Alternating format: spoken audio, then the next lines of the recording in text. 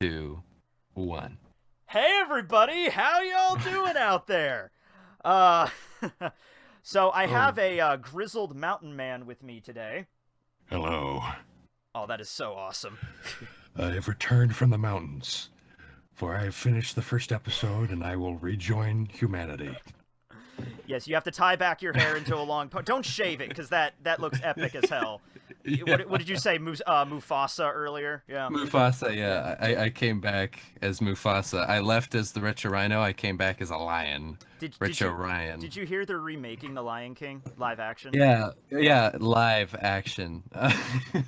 I mean, it looks good. uh, it For, looks good. yeah. The only problem I have with it is one of the best things about the original Lion King. Yeah. Obviously, one, I'm a 2D animation fanatic, but Obviously. the colors, and the colors are so muted and realistic now. It's not as fun, but yeah, I'm sure it'll be great. Yeah, like what was the Rafiki, because he had the really because he had the baboon face and everything, and like the colors and all that stuff. I always liked him. He was one of my favorite characters, and he rarely shows up. He shows up at the very beginning, and then he just like is like his like the life coach halfway through, and he's just like, "Your father," blah blah blah, and that was it. Well, he has that love song in Lion King 2. Oh yeah, I actually, fun fact, I'd never seen Lion King 2. Oh well, you're not missing out that much. I've seen Lion King and Lion King 1.5, which was just Timon and Pumbaa's movie, which was hilarious. Oh, that one was better than Lion King 2 by far. That was a good one. Okay. So, anyway, thanks for joining us, Ryan. This is the Tekking stream where we pretty much just usually has absolutely no structure. We just blab on about things and go off onto tangents, I am used to that structure. But I want to try to make it a little bit better. We do have a bullet-pointed list I just kind of threw together here. So we're here to talk about, I don't know if you heard, there's this guy named RetroRyno, and he made like this new Bleach anime thing. I don't know, but I hear he's been working on it for like, I don't know, 2 months or something. Yeah, like a couple hours maybe. A couple hours, yeah.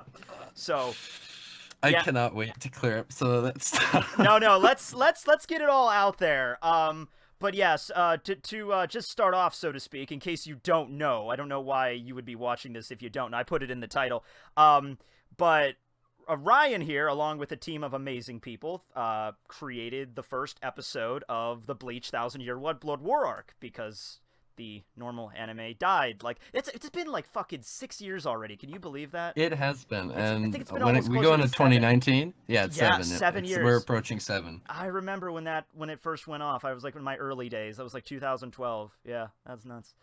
But the link to Ryan's channel as well as the episode is in the description below. We'll be kind of doing like we'll do like a running commentary of it in this one, and I'll like pull up certain like clips or scenes that I want to discuss in length. But if you just want to watch the full episode without us in the background, you go and check out the link below. It's not too long, honestly. It's only like 15 minutes, I think, something like that.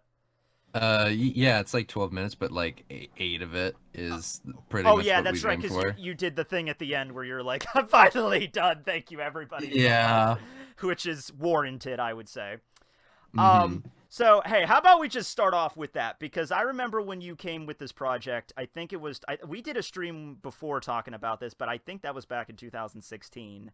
Yeah, it was. That was when we started. So let's just start from the very beginning. When did you get it in your head that you were going to do this and you were going to be like committed to it? You don't have to give me like an exact date, like, July 5th, 2016, but I think it was August. Okay. In 2016, and basically how it started out and how it happened was I started animating in high school, I think about grade 11. Okay. And how I got into it is because I've never watched anime before or anything like that, so I'm actually late into getting into anime. But Bleach was the first one I saw. It's all good. Bleach was the first one. It was one of my first ones too. So yeah.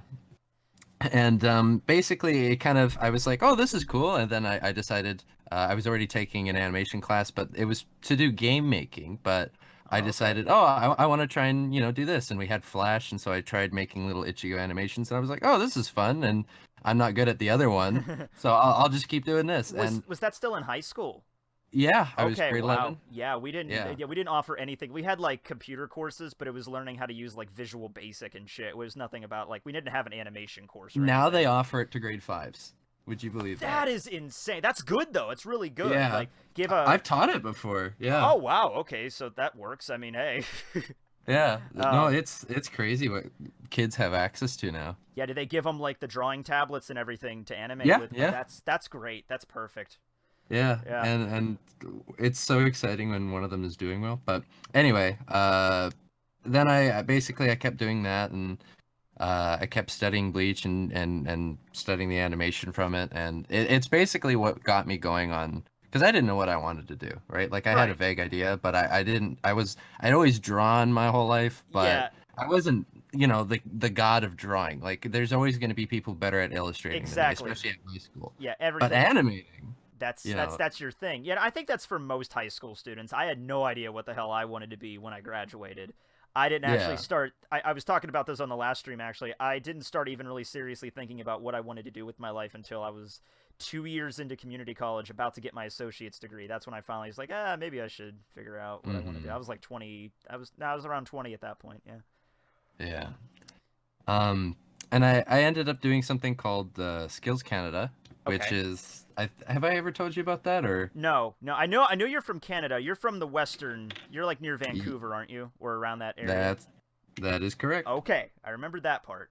I am You're, Canadian-y. you're Canadian-y. So I'm yeah, cood. yes. Skills Canada. No, I've never heard this story. Well, basically Skills Canada, the United States has a equivalent. It's called Skills USA. Okay. Oh, But that makes sense. Okay.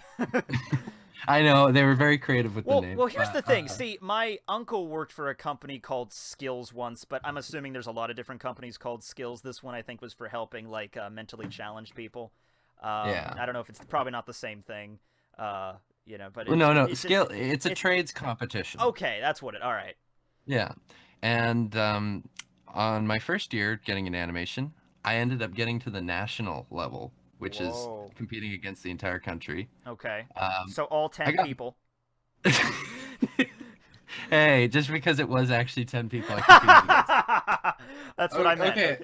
Well, but it also it's That's pretty impressive, no matter where they you're from, you know. they take someone from every province, and Okay. we don't have 50 states or anything like that. How We many have provinces are there?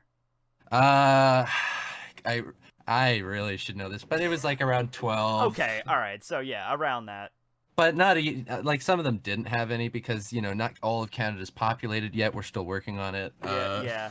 But A big chunk of the northern sector seems kind of like underdeveloped, but why would you live? Oh yeah, Zeno says congrats on 70K subs. Yeah, I just hit 70,000 subs today, actually. oh, that's good. Hey! That's perfect timing then. I should have renamed this It into the is. 70K stream. Perfect timing. Woo! Because we didn't plan this. We planned this stream like 5 days ago. So you didn't know that was going to go down.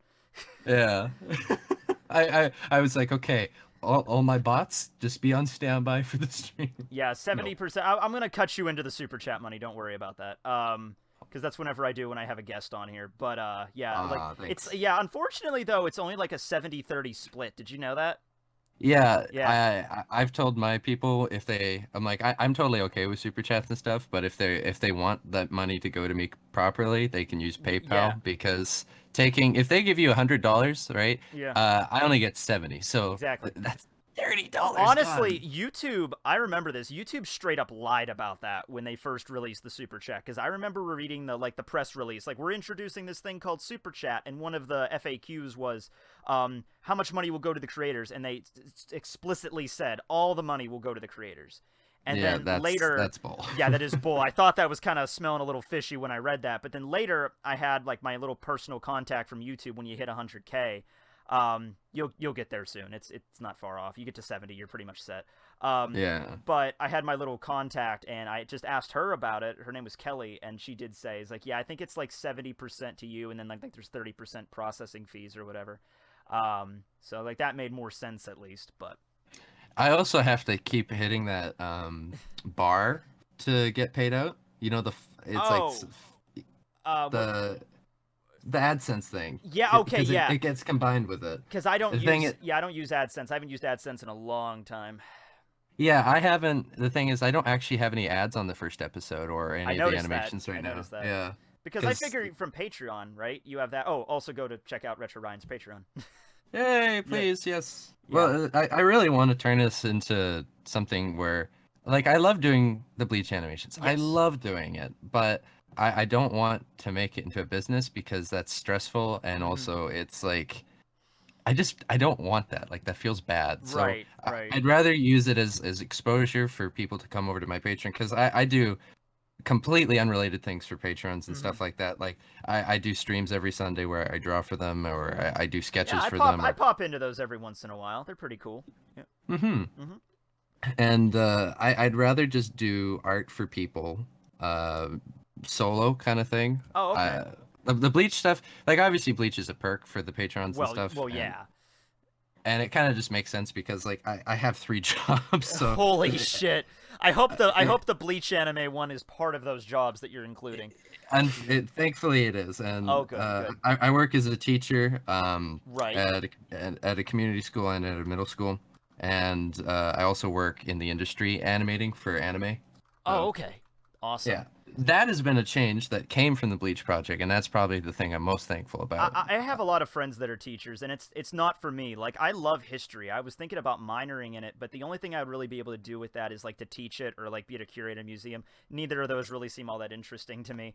But Mm. you know, so do you teach like grade 5, like what you were saying, or do you teach I like? Because I have a friend that teaches like from 6 to 12. She's like very broad with this. I have taught grade 4 all the way to grade 12, but Okay, that's yeah. only not like a year obviously because I'm only 20. Like I've Well, done yeah, yeah, yeah. but like I'll get put in as an assistant, or I'll just be paid as an artist in residence, or sometimes I usually at the community school I get my own class where it'll Okay. be usually grade 5 6 split kind of thing, and I'll teach them animation, manga, comic, Oh, art. that is so cool. Do you get people that are like, yeah, I revived the Bleach anime. Here you go. Oh my old boss used to go in with me when I first started out, Yeah. all right? Because he would tell them about my YouTube. I'm like, don't do that.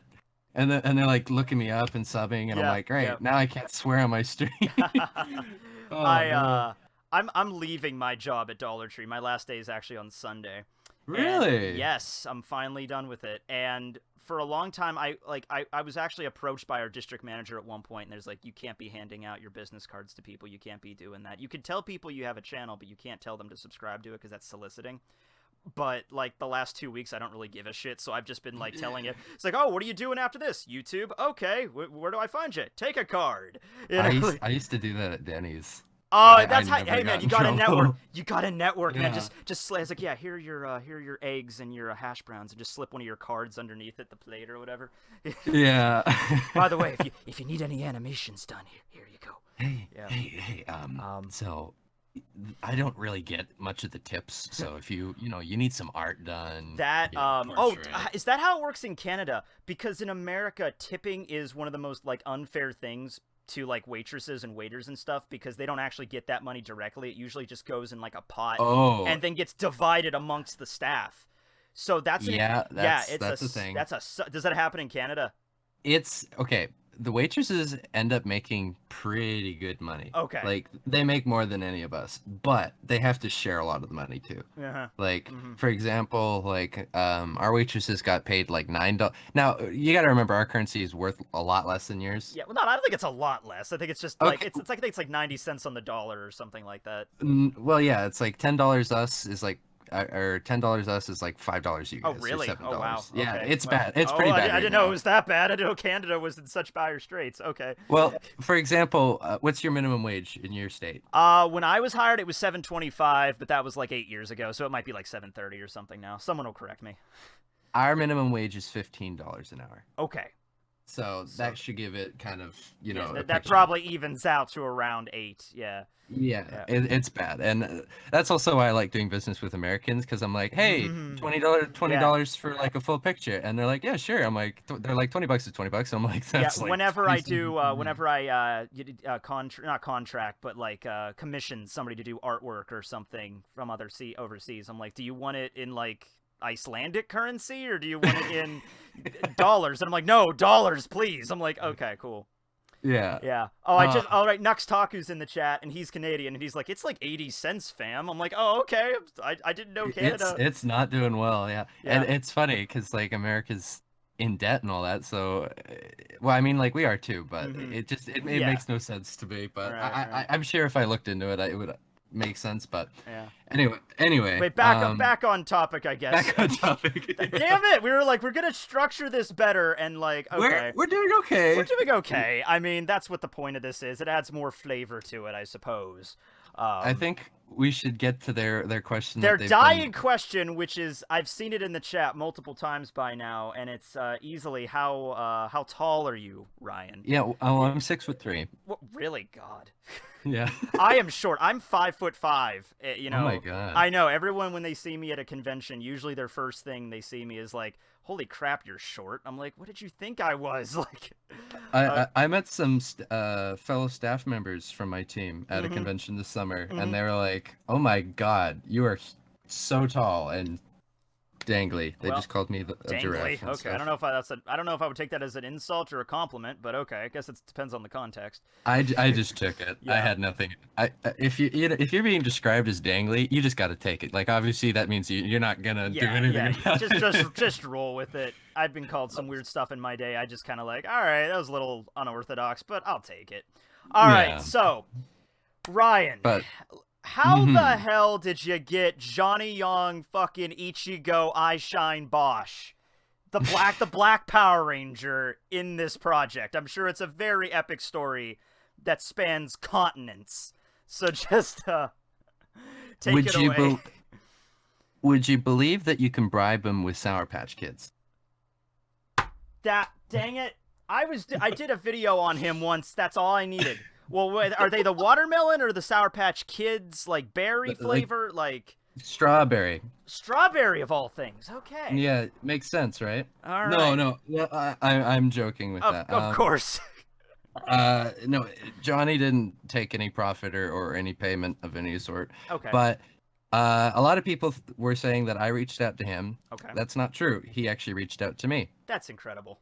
Yeah, he basically, a fan showed him a video of mine. They met him at a con. Okay. And they go, "Hey, I know a guy who did a cool Bleach animation." And he goes, "Oh yeah, I'm sure he did a cool Bleach animation, another motion manga. I'm pretty sure." Yes, like because you've seen those motion mangas, yeah, and then people are like, animated. Well, that's not exactly what Soul did, but it's, you know, like he was doing something kind of similar, but he was just, you know, doing the panels. But I've seen the motion manga where it's just like, you know, they're moving. Well, Soul's was titled like motion manga or kind of well, it was very clear that it was the manga because it didn't look like anime, but a lot of people would be like, here's an anime-esque screenshot for the thumbnail, and then basically I'll just trace the panels, make the hair flap, and I'll call it animated. Yeah, adding a few just like moving arms, moving hair, moving eyes, very basic stuff. And actually, you'll know this more than anybody, and Soul would as well.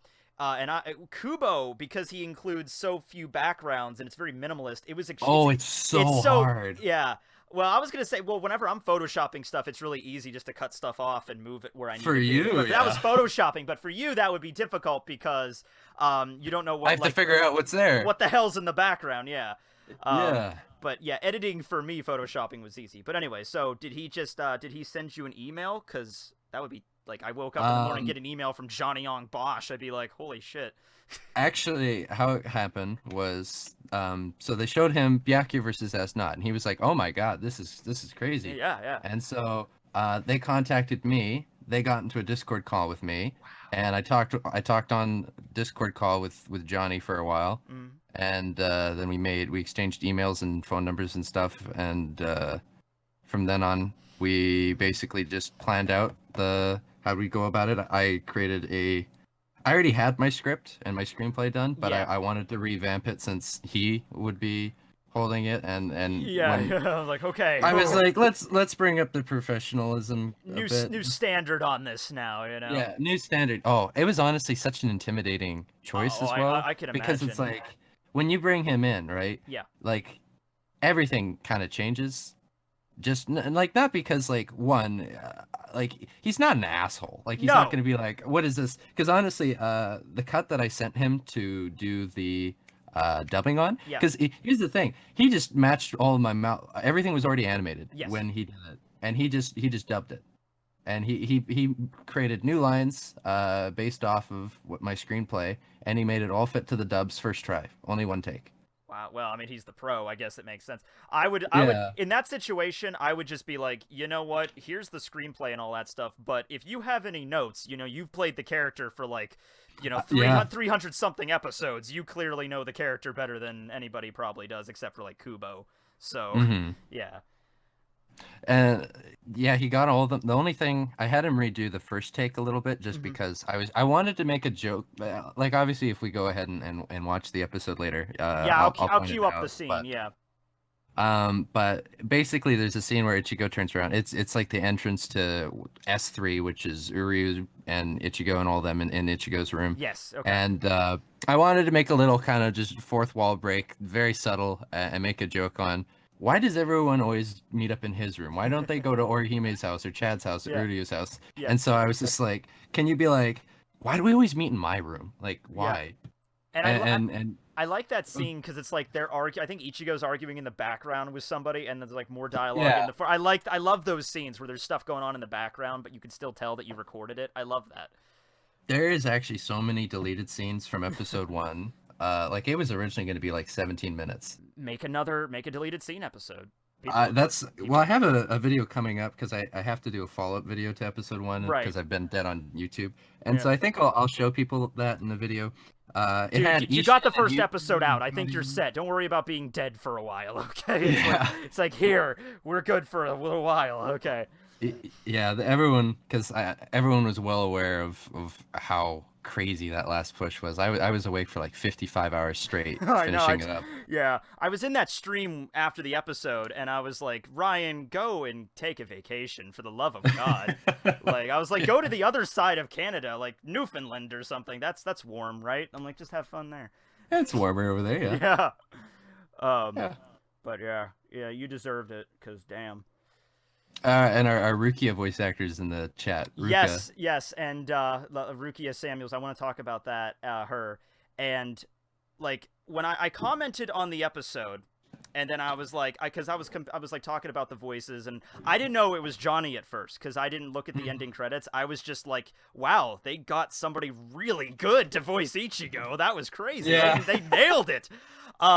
And I think it's like everybody else, like Uryu sounds like Uryu, Orihime sounds like Orihime. The one character I thought sounded different because her Rukia didn't sound exactly like Michelle Ruff's, but it was like still, it fit her quite well. It was a little bit more of like a warmer kind of touch to her voice. I don't know how to describe it, but I thought it worked. And she was like, I'm glad, and she commented, it's like, I'm glad you liked it. And I'm like, wow, I've been complimented by one of Rukia's voice actresses. I don't know, I never thought I needed this in my life, but I have this now, and I'm happy with it. You know? Yeah.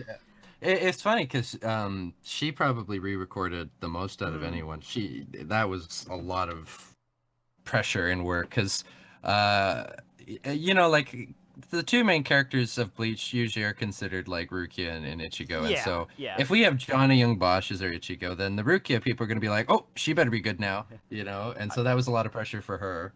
I think everyone worked out great. Even the even the random like I made a joke on this on the stream like you did. Like I liked random Squad 11 guy. Like else random Squad 11 guy, he had a good voice. You could tell it wasn't just like, hey, Bill from down the hall, let's just get him to just, voice one take and get him out of here.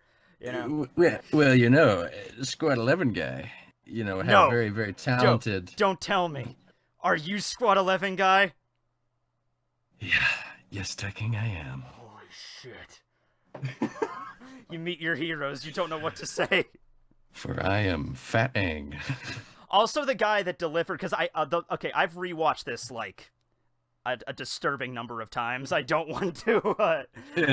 Yeah, I mean, but the one scene I always replay is the scene right at the not at the end of the video, but the very end of the episode. Yes, because I loved the soundtrack in the background, and I want that's a great. It seems like something that they would use in the Bleach anime because it's like a much more classy kind of like orchestral in the background for not orchestral, but you know what I mean for the soundtrack, and then the tone of the scene and Yamamoto the turn, and then Looters is there and he's like, we're here to declare. But that's my favorite scene probably out of the whole episode.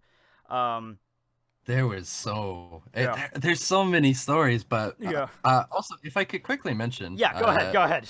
our Ruka, Ruka. okay, listen, It's her okay. name is Ruka. Like, Okay, this her seems like this is the perfect. Like, did you align the stars in order to make this work? You got Johnny Bosch to play Ichigo. You got a girl named Ruka to play Rukia. Like, yeah, we just we it was just that lucky, I guess. Like, I feel very fortunate, but she's having to make a new channel because she's had a bit of a dispute with she had like 50,000 subs on her original channel, but shit. she got copyright struck over using like comics that she was given permission to use, but the company that technically owned them, not Okay. the yeah, so she got screwed blue kind of, but I she's see made where a new this is going. Like, channel. the author said it was okay, but it's like, yeah, but she doesn't actually own them. We do, so Yeah, kind of crap. Yeah, all right. and they're not even giving her a chance. So, but she's made a second channel. So if I could just put a link to that in chat, if you're good with that. Yeah, put a People link can to go check actually, it out. or you could send it to the Discord chat, and I could just pop it into the link in the description. That works. I'll do that. Sure. Yeah. There we go. I will do that. But yeah, she does voice acting and all that, and she's quite talented. She's been doing it a while. She's got it nailed, apparently, because, yeah, like I said, I could tell it was a different kind of Rukia, but I like this Rukia. Mm-hmm. Oh, yeah, what I was saying was yes. her first Rukia attempt was a lot more like Michelle Ruff. It was more like kind of sultry, very kind of deep and threatening, kind of like, who are you? Like, yeah. Like, I obviously not the greatest female voice myself, but yeah, and then we were like, you know what, we kind of want to do something a bit more natural, or maybe like, because doing an impression of someone is always like, if you can do it, you can do it, great. If you can't, though, it just comes off as sort of like, do your own thing. Yeah. And so we decided to change it up, but yeah, she'll be back for I don't mean to tangent. We'll continue on with our list, but hey, are you on a time crunch today? I don't really have to be anywhere. No. Yeah, I don't have to be anywhere after this. Yeah, it's fine. So no, episode 1's out. I'm good. You're good. So we could anyway, go ahead. Yeah, tangent. I don't mind. Go ahead. But there's some of the other videos that definitely like, obviously we can touch. This was one of the things we're gonna touch upon. Like the stuff I'm gonna do after episode 1. Ooh. Yeah. Obviously, episode 2 will come. I have a lot of issues with episode 1, but it turned out so much better than I thought it would, because there was actually, when I saw the first render of it a couple months ago, and what a lot of people don't understand is this is the first episode. Yeah, because you did a rework of it. I saw some when you were doing a few clips on the first one. I remember seeing it. It was so bad. Like, well, let's be honest, I mean, it was bad. You got to look at it relative here. Like, to me, who only can animate in stick figures, that thing looked like amazing. But I could see where you're coming from. The new episode obviously looks way better than that. Yeah. Yeah. And even this, what we have right now, does not satisfy me at all. Well, that's good. You have ambition. Yeah. And so for episode 2, also the other thing, there was no fights in episode 1, and I hate that. That's fine. That's fine. You got rid of Ryunosuke and Shino, and that's worth the world to it. Like, you're speeding along here. We're already up to like 4 chapters into the arc already. In 12 minutes, you nailed it. You know, it's just like, there you go. Yeah, that was the other thing. Like, I told myself, if I'm gonna do this, right, there's got to be a lot of condensing. Yeah, like, damn straight. A lot. It has to be. It has to be. Yeah. You know? And honestly, like, I love, like, Bleach is great. Not the best anime in the world, not the best manga in the world, by far, but it's still got some good stuff. Now, in the final arc, there was a lot of stuff that, obviously, if I was an actual student, there we go, we're honoring Bleach. Yeah, I got it. Okay, we're set. But if someone's gonna animate it, like me, there is a lot of stuff that I could not animate and totally be fine. Because I think that when people think, wow, I'd love to see that animated, they'll think of something like Rukia versus Asnat, or, you know, Ichibe versus Yuach, not these two characters talking in a room for 3 minutes. Man, I'd love to see those mouth flaps, you know. Like... I saw, honestly, considering you were working on this for so long, I would hate it if it's like, oh god, I have to start this arc off with these 2 characters nobody cares about, and I have to do so many I hated that. I was like, I have to do so many scenes with them, nobody cares. No, it would be futile, because it's like, I'm doing all this work on animation, and nobody even gives a shit about these characters, and they don't even appear later on. So just get rid of them, who cares, you know? Yeah, it would have been such a waste. Yeah. I don't even know why Kubo introduced them. Like, maybe if he thought, like, I thought for a little while there, maybe he was going to have, like, Ryunosuke get into a fight with a Stern Ritter. Kind of like that scene in Naruto where Konohamaru fights against one of Pain. And, yeah, but you know, I bet you one of the editors made him... Yeah, he probably came out and said, this is ridiculous. You're already on the chopping block. Just, you know, get rid of these, you know? Yeah. So, yeah, because there was a cover page with Ichigo and Ryunosuke that looked pretty cool when he was wearing that hollow hoodie. And he was like, doing the let's go. Yeah, kind of is he gonna become like Ryunosuke is getting beat down by a Stern Ritter, then Ichigo shows up and saves him, and he becomes like his apprentice or some shit? I don't know, but yeah, it just didn't go anywhere. Honestly, the character choice also was probably not the best for like prodigy kind of thing. Yeah. And also, why not just do that with like Hanataro? You have character. Yeah, I was about to say that. Hanachiro's not a fighter, though, but still, like, you already have a character like that. He's basically a carbon copy of Hanataro. Exactly, yeah. Oh, boy. They're quoting me on that. Jeremy Darrett. Let me see them mouth flaps, Ryno. Hello, Jeremy. There's probably a fetish out there somewhere for that. It's so dangerous to talk in animation terms only. Oh God, yes. How did my roast chicken go? It turned out great. Anyway, I saw that tweet and that was quite humorous. It's pretty good. I'm making a Alaskan cod and shrimp thing tonight, so that should show up good. But yeah, I'm getting into cooking a lot recently. I'm gonna have no job at Dollar Tree, so I need to figure out some other, you know, hobby to take up my time. I'm not an animator. I can't do that. You know? I've thought about it. Yeah. There's so many things. I'm not sure what's longer, my list of New Year's resolutions or my list of things to do. Like, well, you know, like it's so hard, but you can always find the time. That's my belief. Yeah. You just gotta structure it and make it a priority. You gotta work at it, and that's really true. I mean, for a few people that like have 3 jobs or something, I don't know anybody like that. But you know, I'll just go back to the mountains. Yeah, it's harder for some people, is what I'm saying. Yeah. Mike, can I be considered people now too? Yes, you can. You finished the Bleach episode. You now received humanhood. There was so many drawings that I would like, because obviously as an artist, you can't only do one thing. Like every now and then, you're gonna do a personal sketch. You get burnt out so fast. You do. Like because it's over now and I'm okay and I survived. But yeah, you got it. The amount of depression I went through during episode 1's creation, insane. Yeah. Like I was so depressed for like months on end, and I stopped doing the streaming because I think you remember the old RetroRyno streams when I worked on the opening and stuff that I used to do? Yeah, I remember those, yeah. Like, and I could keep up conversations, I could keep up an entertainment act, I could do all that, and also animate at the same time, which is very tiring. But when the depression hit from episode 1's draining me, I couldn't do it anymore. I couldn't keep up the act, I guess, because well, it became an act. Before it wasn't an act. That's the saddest thing, when it's like you're not doing this because you have fun out of it anymore. You're doing this just to force it. You don't want to get to that point. Yeah, and I even did a video talking about. I did a stream announcing the release date of episode 1, and the top comment on that stream, and I hadn't done one in forever.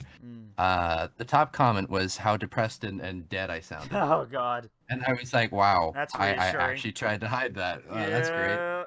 Yeah. Well, you know, it's like you started this project and you got to like the point of no return, but then it's like all these setbacks and you're letting people down. I can see how that can weigh on you after a point. But you just got to keep pressing on, and eventually you manage to pull through.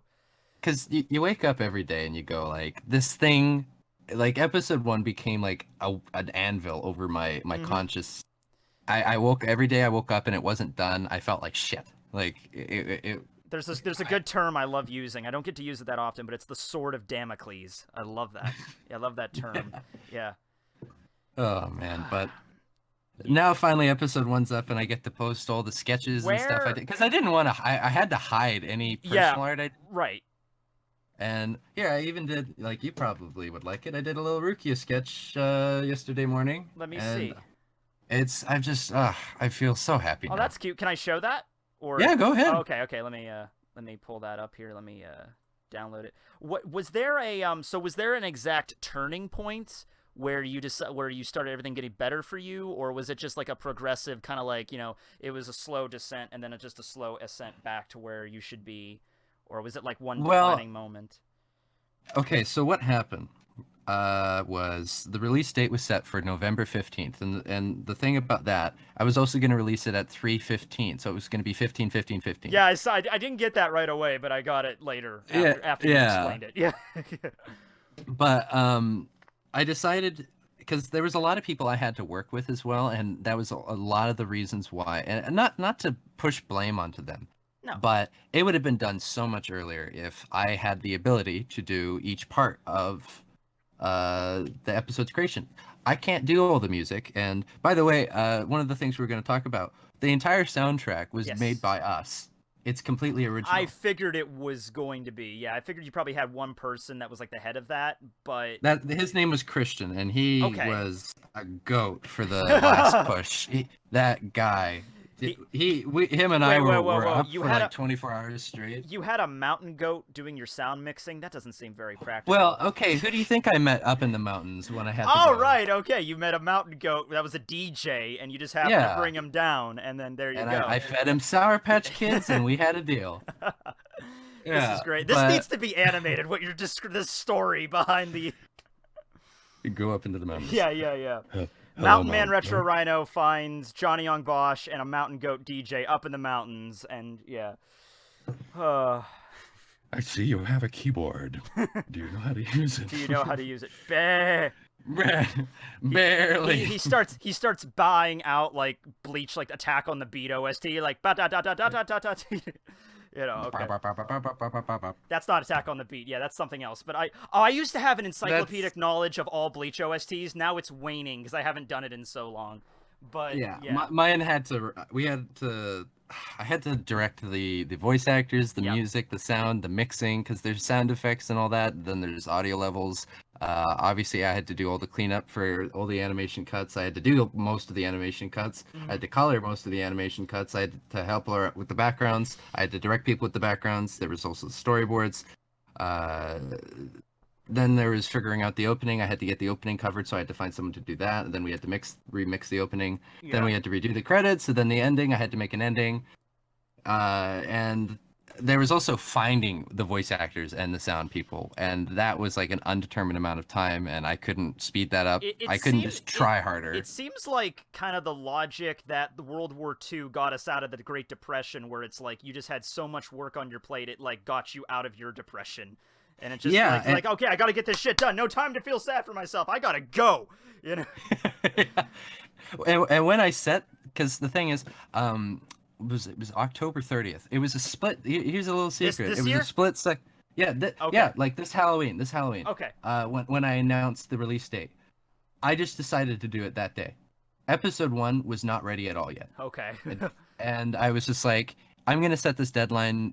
Maybe then I can, like, that can give me the pressure I need to finally, just hammer out the last bits. And also the people working with me, like, no offense to them, but a lot of them were just like, yeah, there's really no rush. I mean, we've been just, freaking around on this for a year. I mean, I know that the feeling, it's like you get to a point where it's like, yeah, well, we've already been working on this so long, what's a little bit longer? But then it's also like, we need to set the goalpost somewhere, So Yeah. that's what I did, and Yeah. I was like, it's going to be done by this time, no matter what. And everyone started moving in gear. I was working every day for like 16 hours again, Yeah, you told me that. Jesus.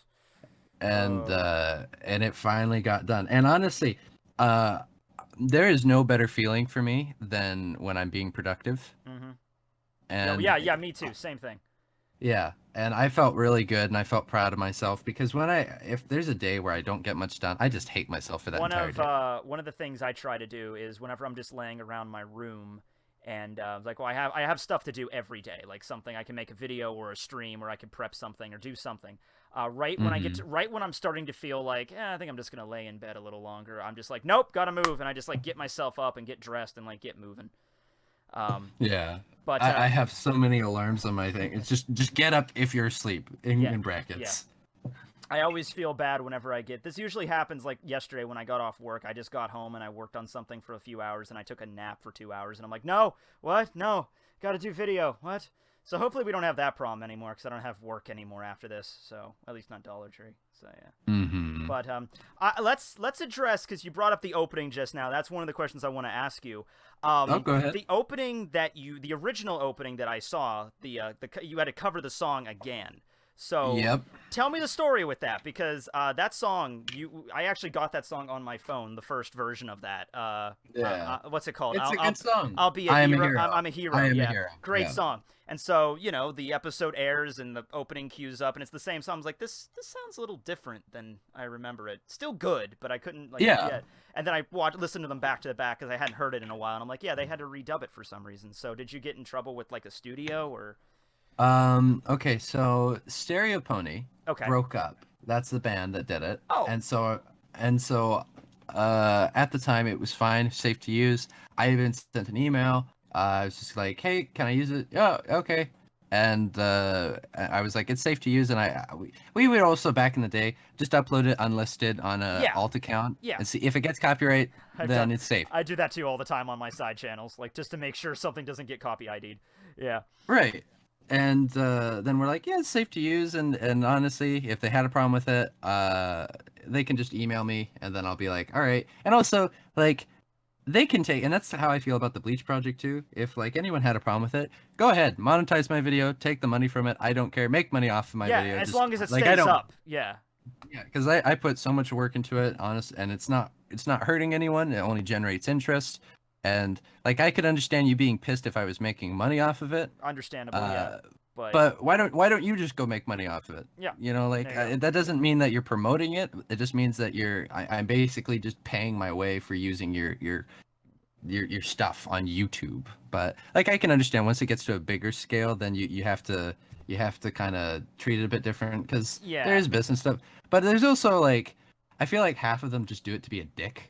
And I'm not a fan of that. But I've run across a few channels in my day. Never anything directly, because I try to avoid... Well, I use the manga panels, and Shueisha gets their panties in a wad about that every now and then. But I avoid using anime footage, or, like... I can get away with using backing tracks, but not, like... I wanted to do, like, top 10 One Piece openings. There's no way I could get away with that. The video would get content ID'd immediately.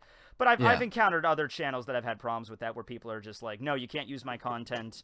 I don't care if you're not making money off it. I just don't want you to use my content. And I'm like, and honestly, like, I don't see the point in that. Like, I don't. It's kind of like, well, I literally cannot finish these cookies and they're going to go in the garbage. But you can't have one. I haven't told this story in a while, but remember back when I still do it with One Piece, but when I reviewed Bleach, my backdrop was all those different images, the fan art and all that stuff. Oh my gosh. Yeah. So are you? What? Don't tell me that you got copyright hit over your background. No, I didn't. Let me tell you a story. So every year I would switch all those out. I would have like a new backdrop every year.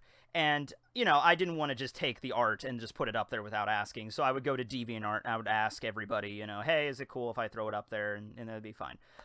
Everybody said yes, except for one person. I wanted to put up it was this really adorable, I probably still have it somewhere. It was this really adorable image of adult Nelliel. And I thought it was like awesome. I was like, oh, I'm going to put that up there. So I emailed her. I'm not going to say her name. I forget what it is, but I emailed her and it's just like, hey, I want to use this as a backdrop. I'll put you a link in the description for your DeviantArt page and everything like that. And she responds with, I do not authorize any use of my art. And here's the thing. I had already printed out the image. I already had it. And I'm like... Awkward. Yeah, I already went to, like, a printer, like a Kinko's, and have the thing. And I'm like, okay. I mean, it didn't cost a lot, but I already had it. So I'm like, okay, shit. Plan B. I was like, okay, what if I pay you? I'll pay you. And if it's anything... Like, I would have been willing to pay her, like... That's, like... $30-40 just to use it, like I would have paid her more than was fair just to have it because I already had it and I wanted it.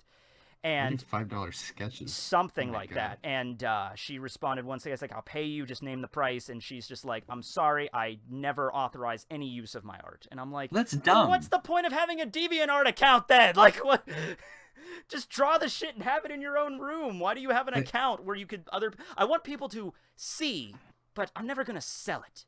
Like, I guess there's some artistic integrity there, I suppose, but it's just like, come on, I'm trying to help you out here a little bit. You know, I can pay you and you can get exposure. Yeah. I don't know, man. But yeah, that was like 4 years ago. But it's look but don't touch. Yeah. So if you had to get a cover for it, it's a Japanese song. That was hard. Yeah, I could imagine a few issues with. I mean, you could have called me. I could have been like, Nandate, Nandate, la da da da da da. I could just hum it out for you, and there you go. Oh, the amount of times I've heard that song. That was one of my, dude, that was one of my, because when I'm, like, out running around my town, because there's nothing to do here, so that's what I do as, like, exercise, I like, that's an energy song. I liked it, yeah. Yeah, it was fun. Yeah. Just listening to it 100 times and judging your own animation and can only, it's just a trigger. Yep. But, the person who ended up doing the vocals to my new opening, her name's Rindo. She's a friend of mine.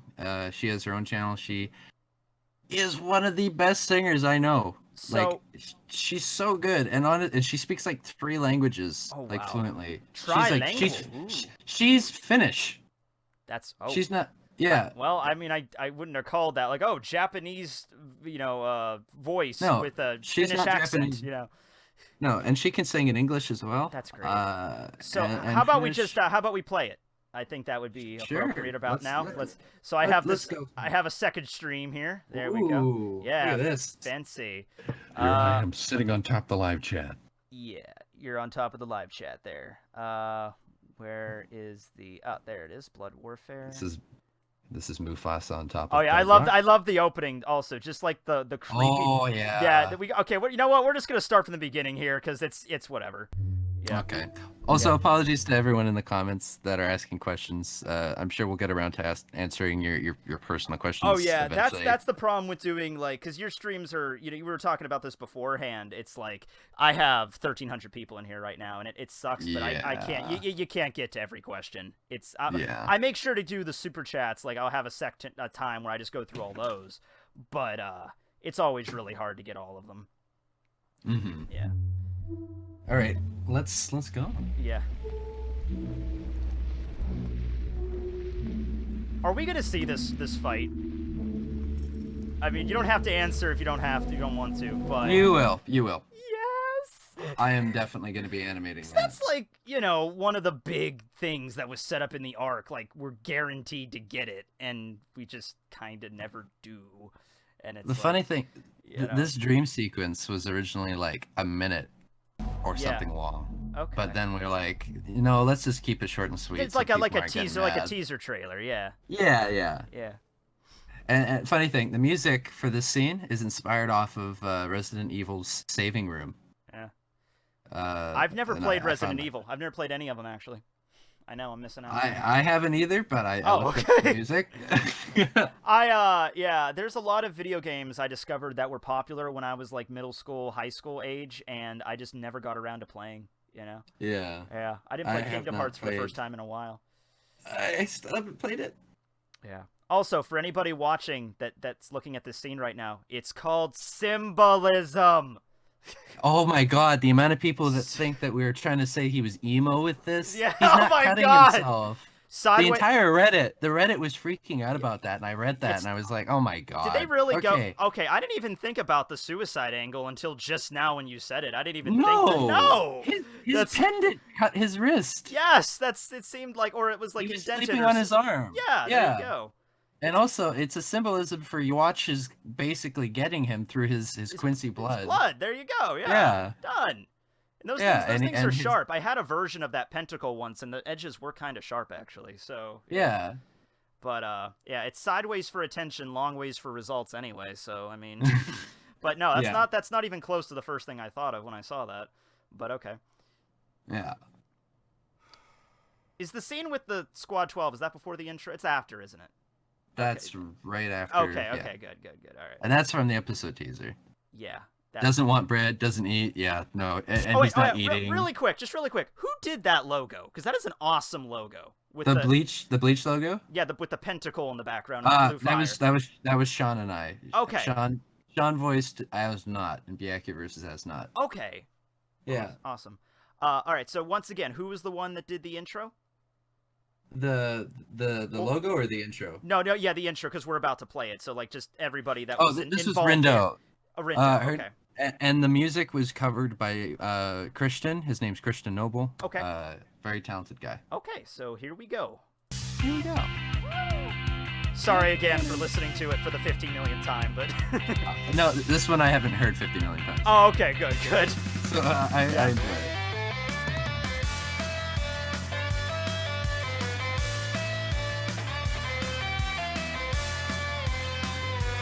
It's so like I like it. What's up? It's just, I love the opening still, and it feels like my child. But this is like 2 years ago. Feels like 10 years ago to me. Well, that's probably gonna. I'll be honest with you. Unless you get to the level where you have like an actual animation studio under your belt, like Madhouse, and it's like consistent animation, and it's like at like the best quality you can get, you're probably always gonna feel that. Like 2 years ago is inferior to now, and then what you're at now is going to feel inferior 2 years from now, you know? Yeah. But trust me, it looks amazing.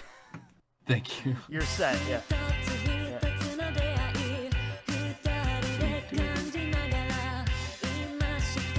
The amount of...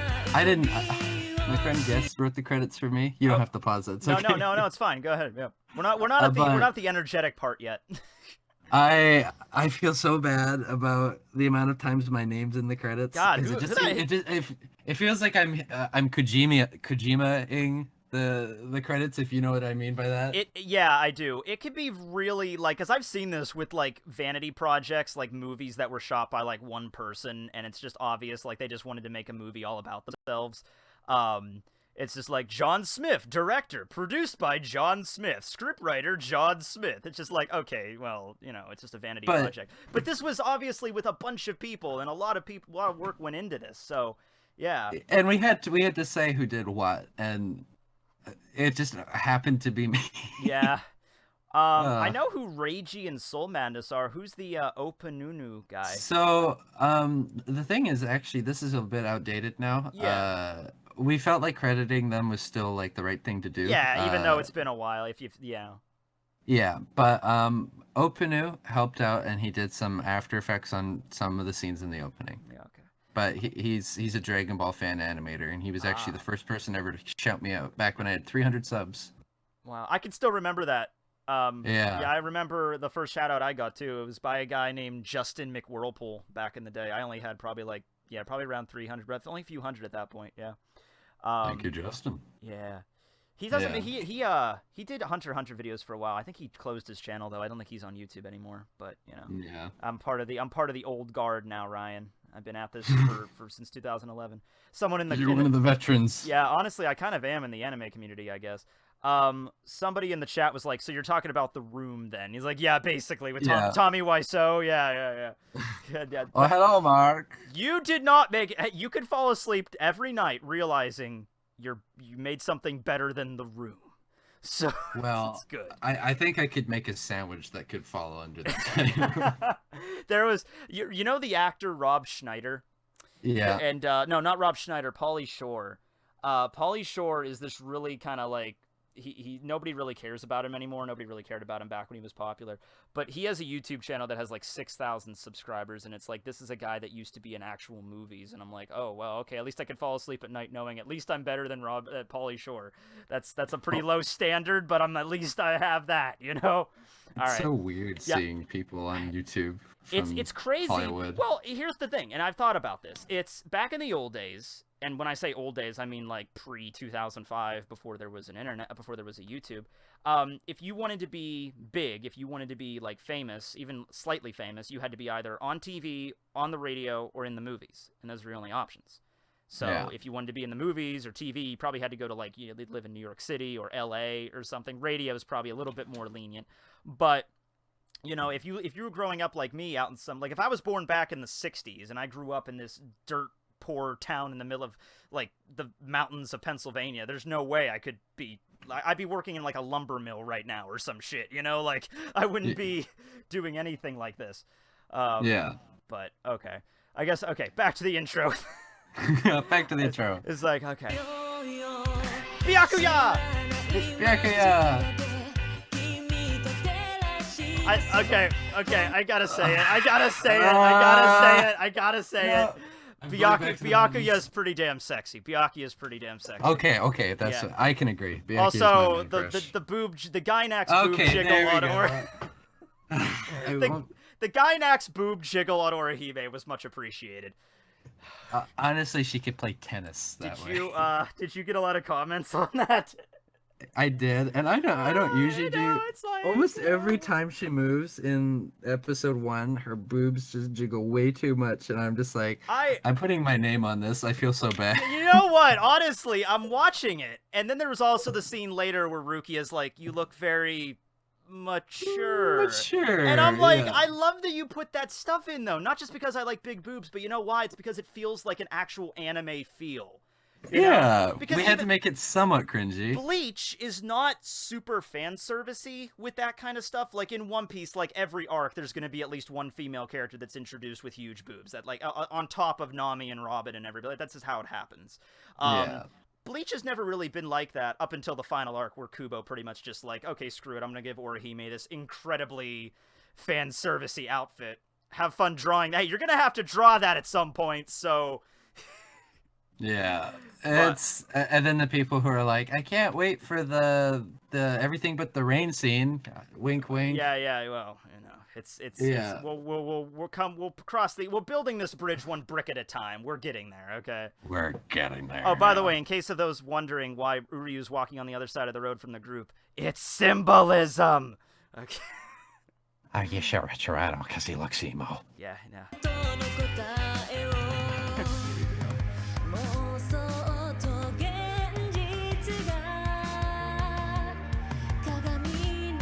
I love that scene with Quill. Hey, the wind effect where he's like the blurry effect. I love that. Mm-hmm. Yeah. That was actually one of the ones that aged pretty well. Yeah.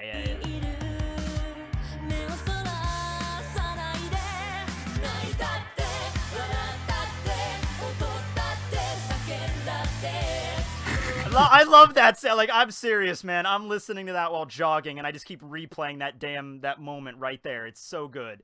And I love that when it's added with the whole Senbon Sakura and Asnot thing. That's just great. Yeah. The animation makes the music even better. Yeah. Oh, that's a Quincy with a minigun, if you haven't noticed. Yeah. I sometimes miss doing all the little fun, like I used to always do, like, it's a Quincy with a minigun. Like, I need to put that on a shirt. I never did, but, you know. Yeah. Duke Nukem became a creepy priest. Oh, okay. Huh. I never played Duke Nukem. Oh. Yeah. He's just a big gun guy. Bleach opening 12 was dope. What was 12? Was that Change? I feel like I think it was. Change is really good. You know what my favorite Bleach ending though is? I think it's ending 23. It's Stay Beautiful, when they're in New York City and they're all walking around in their different like outfits and stuff. Oh, I love that. I love that ending. Yeah, it's great. I think my favorite Bleach ending was, I think it's called like Haruka Kanata or something like that. Can you describe the visuals? I could probably know it more from the visuals than the they song. basically did. It was like the nostalgic one where they were just showing a whole bunch of clips from Bleach so far, and they would change what character it was displaying. Yeah. Like sometimes it was for Ichigo, sometimes it was Rukia, sometimes it was for like Uryu or. Yeah, there's that one, and there's also I believe it's the third one where they showcase all the different captains, and each one's like a different focus. Yeah. I love that one too. Yeah. Bleach. Okay. Now I won't say that Bleach was like the best anime ever or the best manga ever. I don't think anybody. In terms of music, it holds up so strong. It really does. Like, I've come out and said I don't really care for Fairy Tail all that much, but the music in Fairy Tail also really, because you got to judge these things separately. You know, like a shitty anime can get a really cool. I'm not saying Bleach is shitty by any stretch of the imagination, but you know, that's like separate things there, kind of, and it just sees how well they work together. But Bleach soundtracks, I still, you know, people still listen to this stuff. I still use them in videos from time to time. It had a really banging soundtrack. It really did. Yeah, and like the guy who composed or scored for Evangelion Yes. did Bleach, or well, a lot of in Bleach. Right. Yeah. Not every little thing. But... Obviously, he sung every opening by himself. He's very, very talented at changing his voice. Mm-hmm. No, but yeah, let's finish the opening then. Yeah.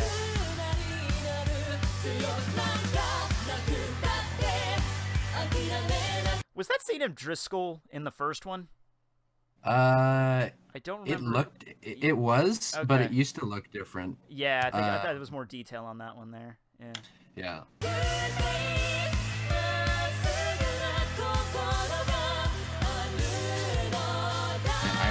That the scene was so good back in the day.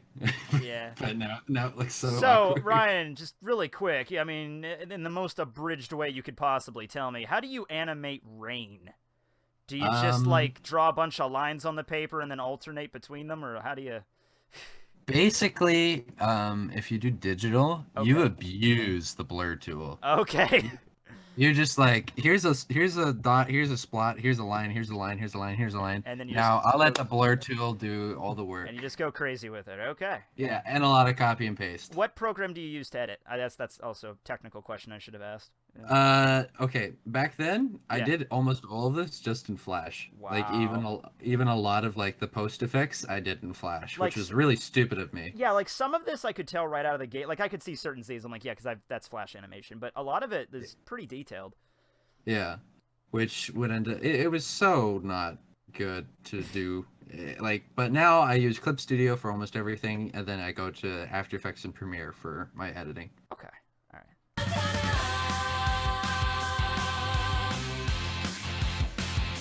right. Little thing there, if you want to pause that. Yeah, what's up? Want me to go back? Scroll it back a little bit. Yeah. Let me point out something. Watch his chest. Okay.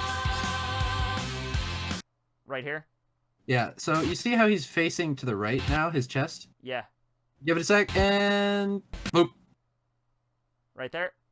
Yeah, his we're not looking at his back anymore. Now we're looking at his chest. Oh, I see what you did. Okay. Yeah, no one noticed that, and I was very glad. See, I think it's mostly because you're animating it, so every little thing that might bug you, you see it way better than everybody else does, because everybody else is just like, this is intro, this is epic, this is energy, this is Ichigo fighting Yuha, and it's just not paying attention to every single frame by frame, you know? Yeah, and I'm more like, this is imperfection. Yeah. No. Unless it's really bad. Like, if you saw some of the early episodes of Dragon Ball Super, some of the animation they did there with, like, Super Saiyan 3 Goku versus Beerus was abysmal. Oh my god. They had to go back and correct that shit for the Blu-ray release, because that was so pathetic to put in, like, you couldn't do that. So... yeah, as long as you didn't do anything that horrendous, like all of a sudden Ichigo's face goes to, like, emoji status, I think you'll be set. Yeah. I hate it, though, when people, like, zoom in really close on something, like a background character that's really far away, and it's just like... yeah, well, that's... Of course they're not going to put so much detail into that, like... You know what? One Piece, because the anime's been going on for so long, there's, like, different, like, you know, styles that go throughout the years, and... there is a point. It's right around the Amazon Lily arc. You know what episode it is? I can tell people, everybody watching, go back and watch the episode of One Piece when Boa Hancock is first introduced, when she appears on the boat and she's talking to the Marines. There's a shot of all the Kuja on the ship, and they're literally just, like, stick figures with, like, that are, like, colored in the most basic way. You know, you can't even see their faces. Their faces are just, like, beige. And that's it. Yeah. So, I mean, like, they're all background. There's phases where animators work really hard. There's pretty bad hours for all this stuff. Especially for Toei people. Oh, God, yes. Yeah, no, they have it hardest of all. Mm-hmm. So. Yuha! Turning around. And then the animation gets good. Yeah, then the animation gets good with Akon and everybody. I liked Akon's voice, too. Who did him? Actually, the guy who did Ivan as well. Okay, Ivan, and then and Mayori's I thought was really good. Because... oh yeah, that was his name is Eisen, but he also goes by Pickleman. Pickleman. Yeah, let me just skip he is a troll. He has been in the project since it began. He goes around messing with people. He's a funny guy. Well, he's Mayori, so that makes sense. Yeah. Let me just play the scene here. These hollows have been annihilated from the very fabric of existence. The only ones capable of this level of destruction are them. And them only. Them alone. Yeah, see, that's what you were saying earlier. Like, if you can do the accent, you can do it. Like, okay, you have to go all in or not. Because I like to think I could do a halfway decent Mayuri, but it really hurts my voice, and there's no way I could keep that up. I would have to do some like training with it. But I'm glad we got Eisen to do it, because I was actually going to be. This guy clearly knows his shit when he's doing this. Yeah. Yeah. Like mine kind of just sounded a desperate Joker. You know what I mean? Yeah. Like it was like, oh, so you're here, like kind of. Yeah, like my name's Mayuri. Yeah, let me try this. Let me try mine. It's like, I am the captain of Squad 12, Mayuri Kuratsuchi. That wasn't that great. You can do the higher tones. I'm better at the high tone, but even that like kind of scratched my throat up a bit. So that is because I actually do like a lot of voice impressions and stuff. But the hardest one, and it's a running gag with my friends and I, is Frank Welker's Megatron voice. Okay. Oh, it is the most destructive voice to do. I don't know how that guy hasn't destroyed his vocal cords completely. Maybe when he was a kid, he damaged his vocal cords, and he just sounds like Megatron all the time. Well, no, he's also Scooby-Doo and Fred and Curious George. Oh, right, yeah! You told me Frank Welker. Why didn't that name... I love Scooby-Doo. Why did that not pop into my head immediately? Oh, my God, I'm an idiot. Oh. Yeah, but, Frank Welker. I used to do. I really wanted to do like Transformer animations when I was younger, but I wanted to bring that up because when I was getting the when I was getting the URL for your channel, it's like Optimus Prime. Listen, I have even contacted YouTube and I said, please, I will pay for someone to just let me change my URL properly. My channel used to not be like Bleach and stuff. I used to do like Transformer War for Cybertron gameplay videos. Are they still up there? They're deleted and you'll never see them. They're God. Don't you want to remember your humble beginnings, Ryan? How about forget them and just just never consider yourself good. Then you're good. Yeah. But oh wait, hold on a second. One Piece spoiler. Luffy finds the One Piece. Okay, go ahead, continue. So it's just like what One Piece spoiler? I'm like, yeah, whatever. Okay, go ahead. The Megatron voice. It's like I don't know how he does it, but when I do voice impressions, there's always like one line that you do. Like if you're doing like say a Shaggy one, you'd be like Zoinks, like Scooby Doo. Like you're not gonna be like, well, it says here in the Bible, like like you have a go-to kind of thing. Dude, you say that, but there was a dub of it. I think it's I forget who does it, but there was somebody that did a dub of like a bunch of Scooby-Doo episodes and made it more like something you would see on Adult Swim, and it was hilarious. Yeah. It's like Velma's like time of death, 6 feet. It's like Fred's like he's not fucking dead, Velma. It's just like it's so good, Oh, that's great. Shaggy comes up, he's like, well, dude, there's like a bunch of blood and cum in the back seat, man. My God. Yeah, Scooby's like, whoa, fuck. Whoa. Yeah, actually, Adult Swim did that with Robot Chicken once. They had Frank Welker will do the voices. Oh yeah, too. It's hilarious. There are voice actors that are really cool with that. Well, they'll just like, we want you to do a parody of this, and like, oh sure, why not? Let's do it. Yeah. Yeah. They also had like Mark Harmon. Yeah. No, sorry. That's Gibbs from NCIS. Yes. Mark Hamill. Yes. Mark Hamill. Yeah. For Joker. Yeah. Yeah. Screw you, Batman. Like, I love it when people do that. I love it when voice actors are like that, and even in Johnny Young, even like with Johnny Young Bosch in this situation, he's a cool guy. Yeah. It's like you want my voice for something, you're doing a pretty cool project. Was there any because I don't know that much about the voice acting industry, and I don't know if there's things you can't talk about, but I've had to learn a lot about it. Yeah, I did know that there are certain times where a voice actor has to use a pseudonym or like a stage name when they go to like another company or something, because there's like reasons with their contracts or something. Yeah.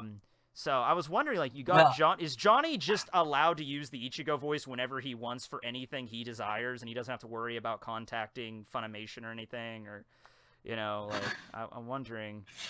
Well, two things. One, no, he's not for Funimation. That's Fizz, right?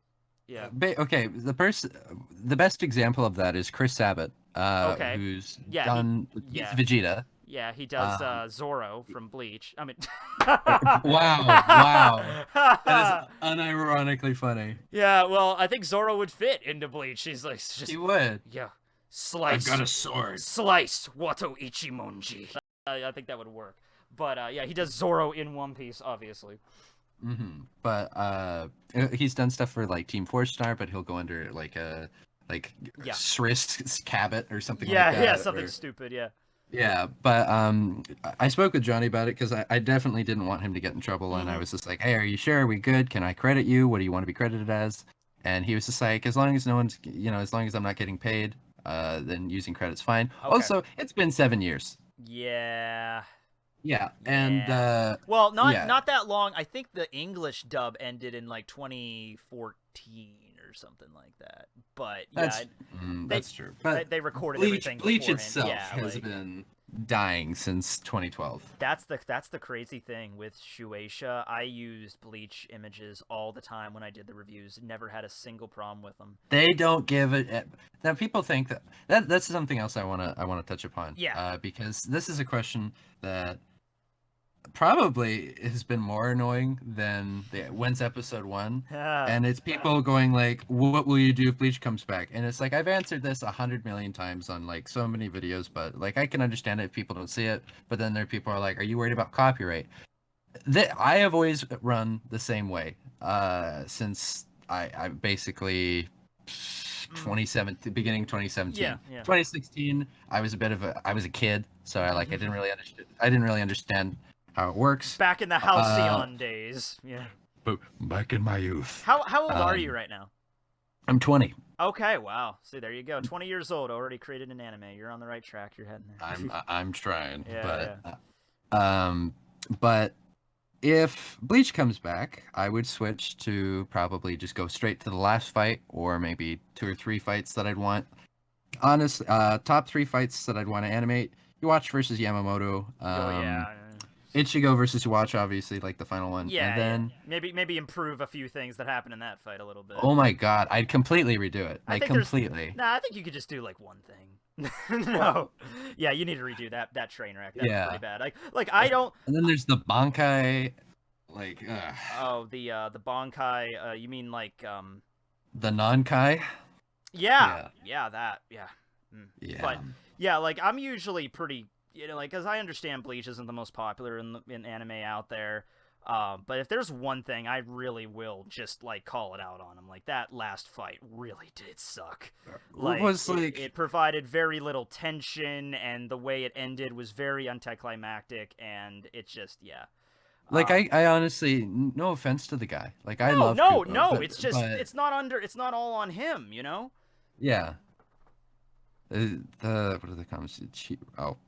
Someone actually tagged me, and I was like, "Oh, it's important." Oh, they're just saying, "You done good." But no, it's not. It wouldn't be fun to animate at all the way it is now. Yeah, it would. There's not a lot of stuff there. I mean, you have the Grand Ray Sero Getsuga thing. That would be cool, but aside from that, I have so many concepts for the final fight that I've been hanging on to for years. You have to get really good at drawing eyeballs. Yeah. Oh, that was googly. I think we had. I'll send this. This is old, so obviously not my current ability. I think this is a little clip. Yeah, this. Oh god, it's not.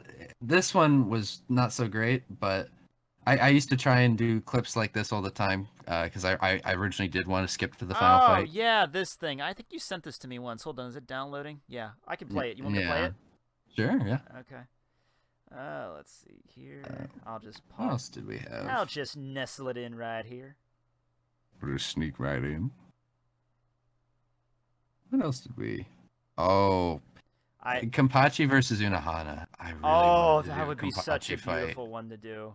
Now I'm a fan of Rukia, of course, so I would want the Rukia Bankai, and I'm also a fan of Mayuri. So yeah, the Pernida. The Mayuri versus Pernida is the best fight in my opinion. Yeah.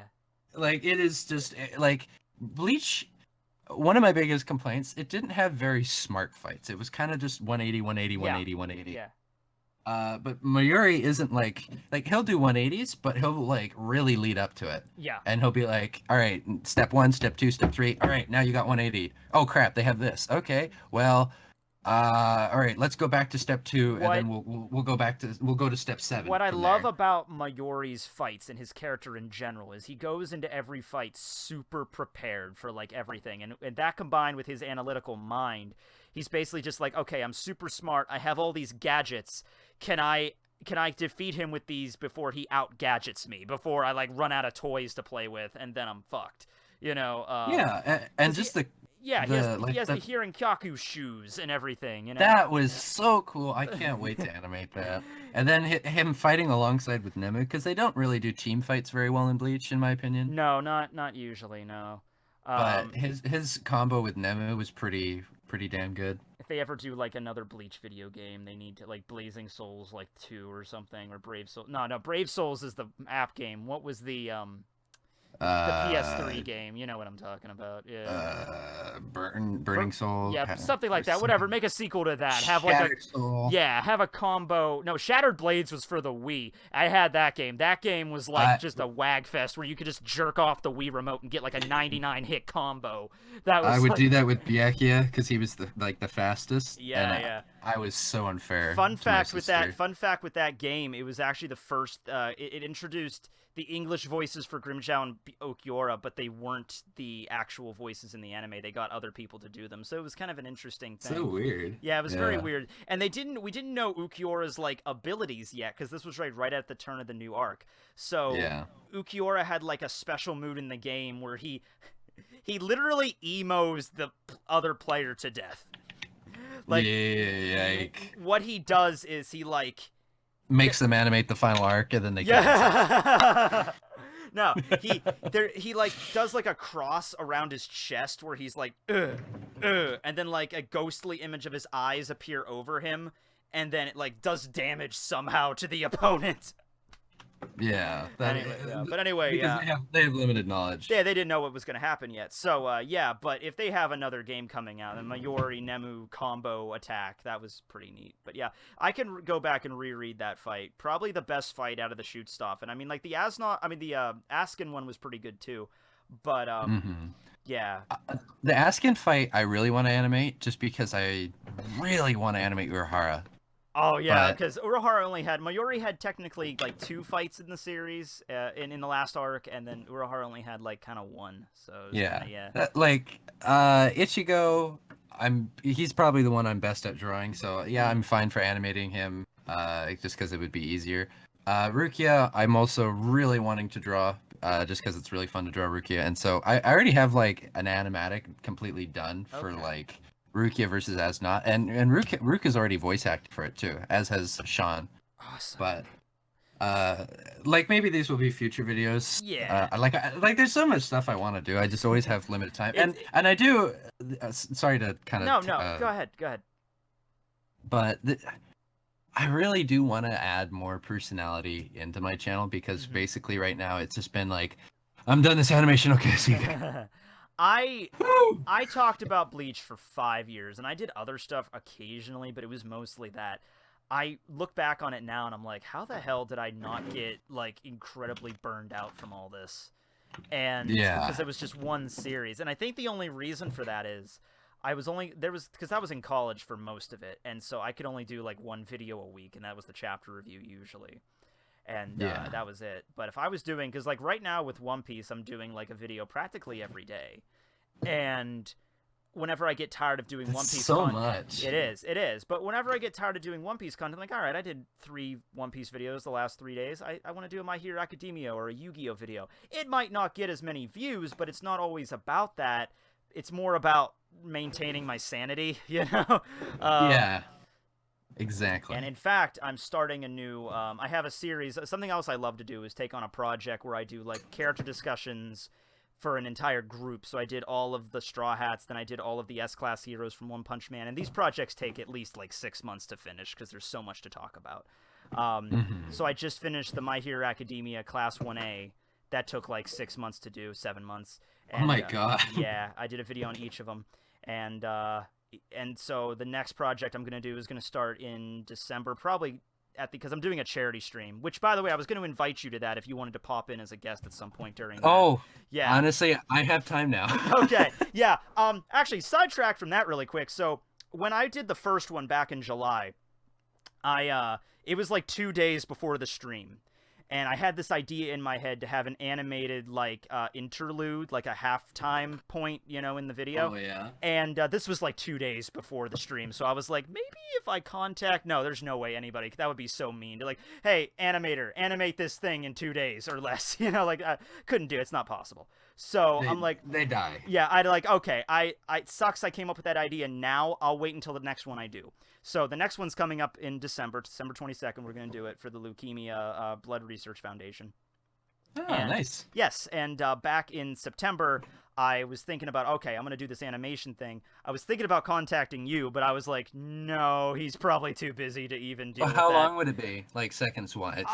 It ended up being 20, 25 seconds, probably like 30 seconds, probably, something like that. I could easily. Well, I didn't want to bother you because I figured you were doing this, and I'm like, you know what, that would be thing. So I wouldn't have been able to do it before, but now I can do it. Right. Well, I contacted a guy. He was actually in the chat earlier. I don't know if he's still in here.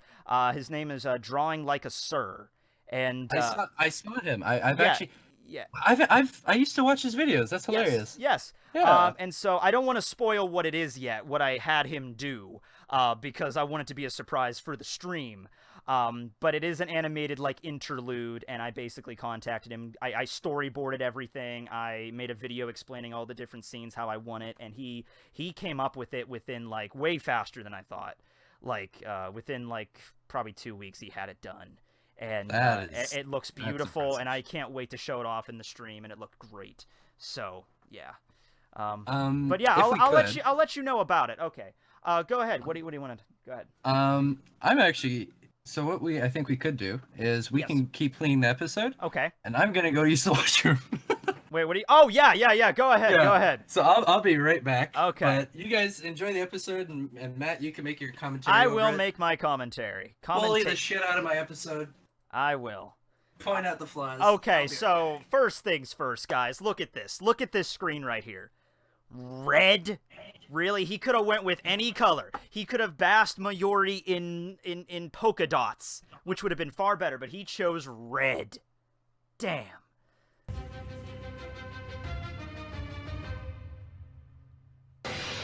Woo! An eye catcher.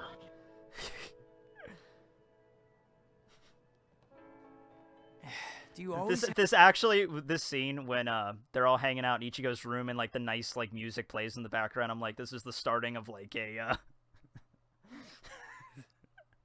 it's like, is this the starting of like an animated like yaoi fan fiction or something, like, you know, because I don't know if you know this, guys, but Uryu and Ichigo is a pairing that's out there, and it starts off with Uryu in Ichigo's room and this nice pleasant music like do do do do Ichigo-san. I'm horrible, but no, it's a great scene. Have to meet in my room? The bread is here. That is, I want to, when he comes back, I want to talk about Orihime's voice, because we talked about Rukia, we talked about some other voice actors, and the voice actor for obviously Ichigo is Johnny, but I want to talk about Orihime's because she is also a dead-on for oh man, what's her name? Is it Colleen? I forget. He'll know. Can you believe it? They were just about to throw all this away. What a waste. So, stale bread again, huh? Well, in fact, the bread was fresh. I had just animated it that morning. Yeah. I don't know what Johnny was on about. So how much did you hear? Oh my God, the bread is here. The bread is here. Okay. The bread is here. So I how much of your commentary? Yeah. Oh, no, I just got back. No, I went on for a while about the scene. Basically Ichigo yaoi with Uryu, but mostly no, I wanted to talk about Orihime's voice actress because it is another one. Like, when I found out that Johnny was the actual voice actor for Ichigo, I'm like, oh, well, did they get the same one for Orihime? Because hers is pretty dead on as well. She actually has been. We used to have one other Orihime, which was my friend Audrey. Okay. But this Orihime has been around since like 2017. She and her recording. Like there were so many people I had to like replace or have re-record or upgrade the equipment, and because the standard kept going up and up and up and up and up. But hers like aged probably the best out of everyone's. I wanted to. She did well off the bat. Yeah, I could also imagine, because you're obviously not doing this with all your voice actors in one studio space. That would be the perfect circumstances, but you know. Yeah, unfortunately we couldn't do that. You had to make sure everybody has to have a good quality mic and all that, because I've seen a lot of abridged series do this, because people like to do abridged series, and I understand why. But if you just jump into it, I've seen some really shitty ones, you know, as I'm sure you have. Where it's and then like one guy's mic sounds like crap. Yeah, one guy you could tell will have a pretty solid mic, and then somebody else will have like speaking in a blast furnace or like a mile away or something. You hear like a chair or computer in the background kind of thing. Yeah.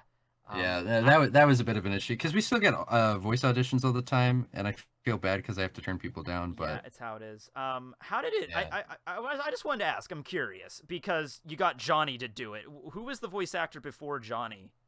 Who did you have planned? I'm glad you asked because the voice actor for our Ichigo was a really freaking good Ichigo. His name is Benimetrix. Okay.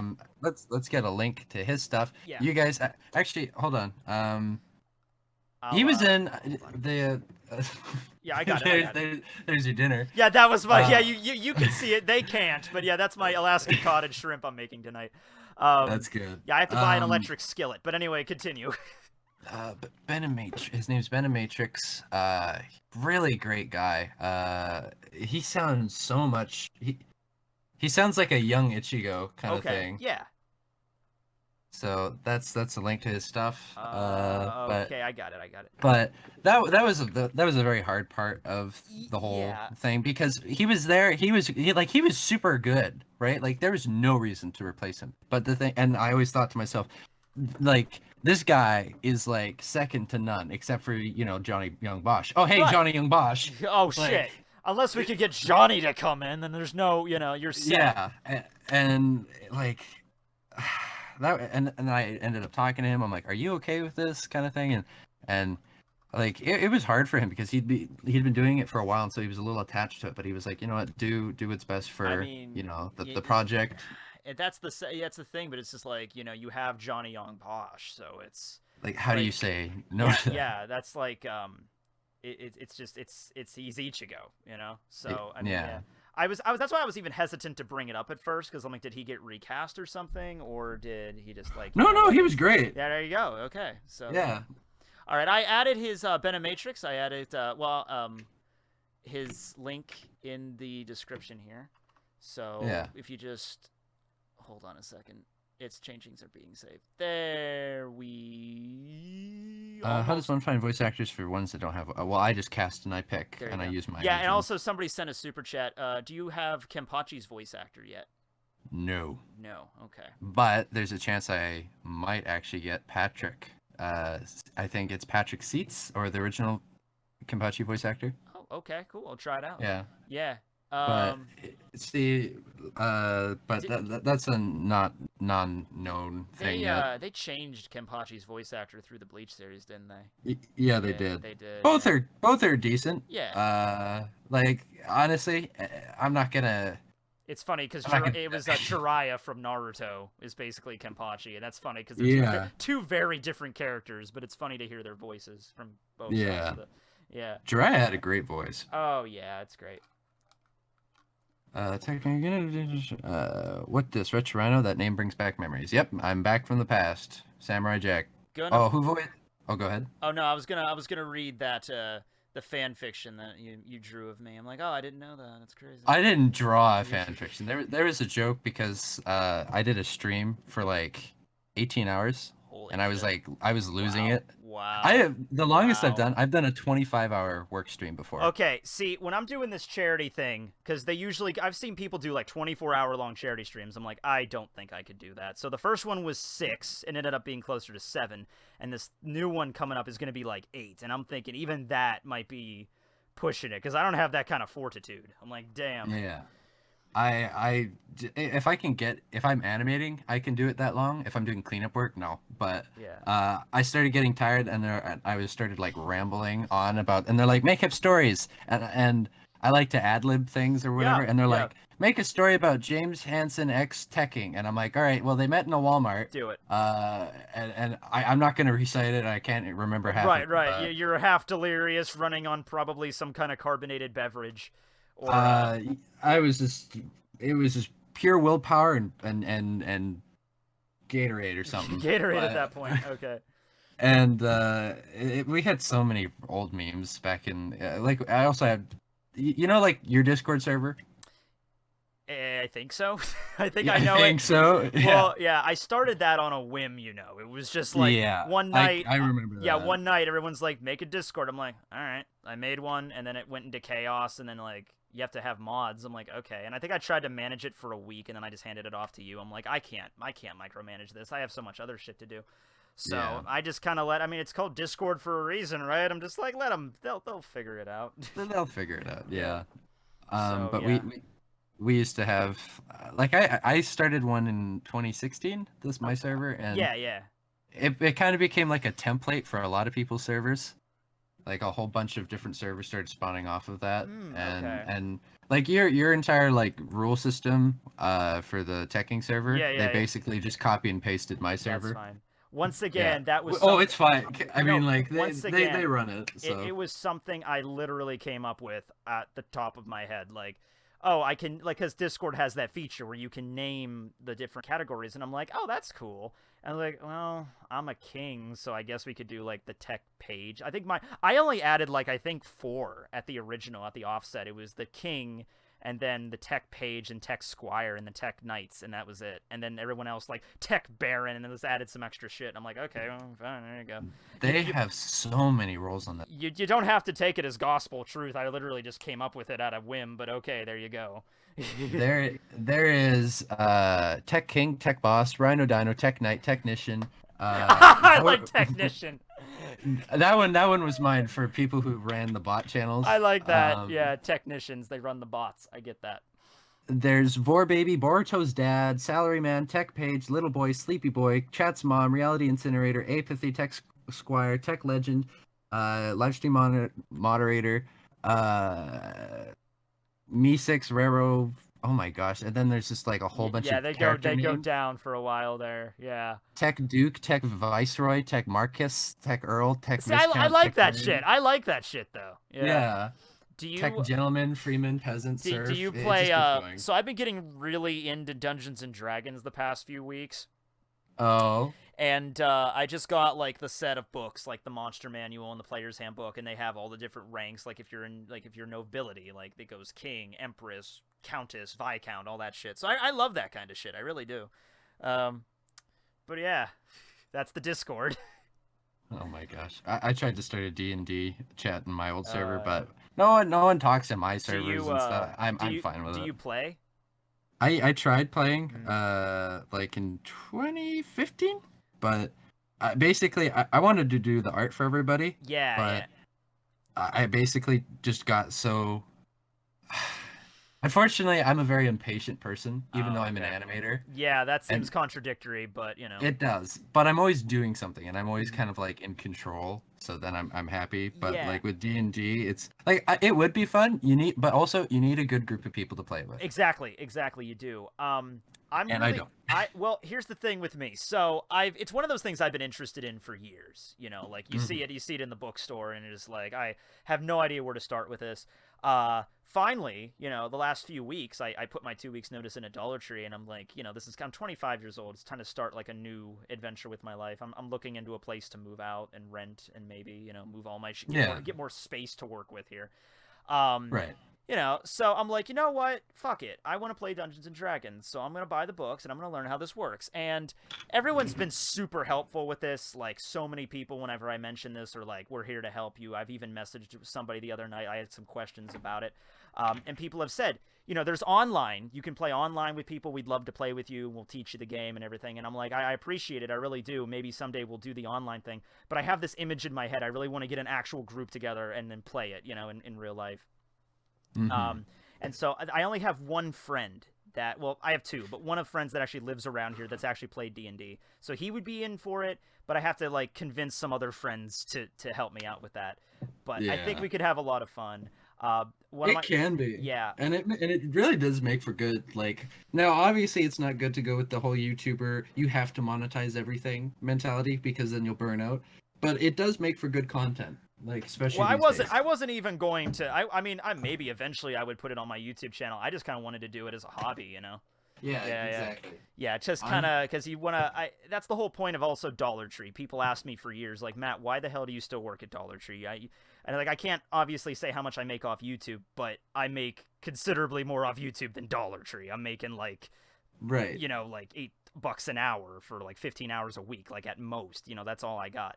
So when you're at like 350,000 subs and you upload like daily, almost, like you're working, you're putting more hours into that almost. I am, and it's like, you know, it's mostly just to get out of the house. So I mean, I like the people I used to work with because everybody quit, but I like them, and you know, it gave me a reason to get out of my house, so I'm not staring at my computer typing away like a for all day. I need to get out there. I need to do something. Like tonight, after So like me. Yeah, after we're done with this, I'm gonna go and shopping for my dinner tonight, and you know, whatever, get some stuff. Just get out of the house with something.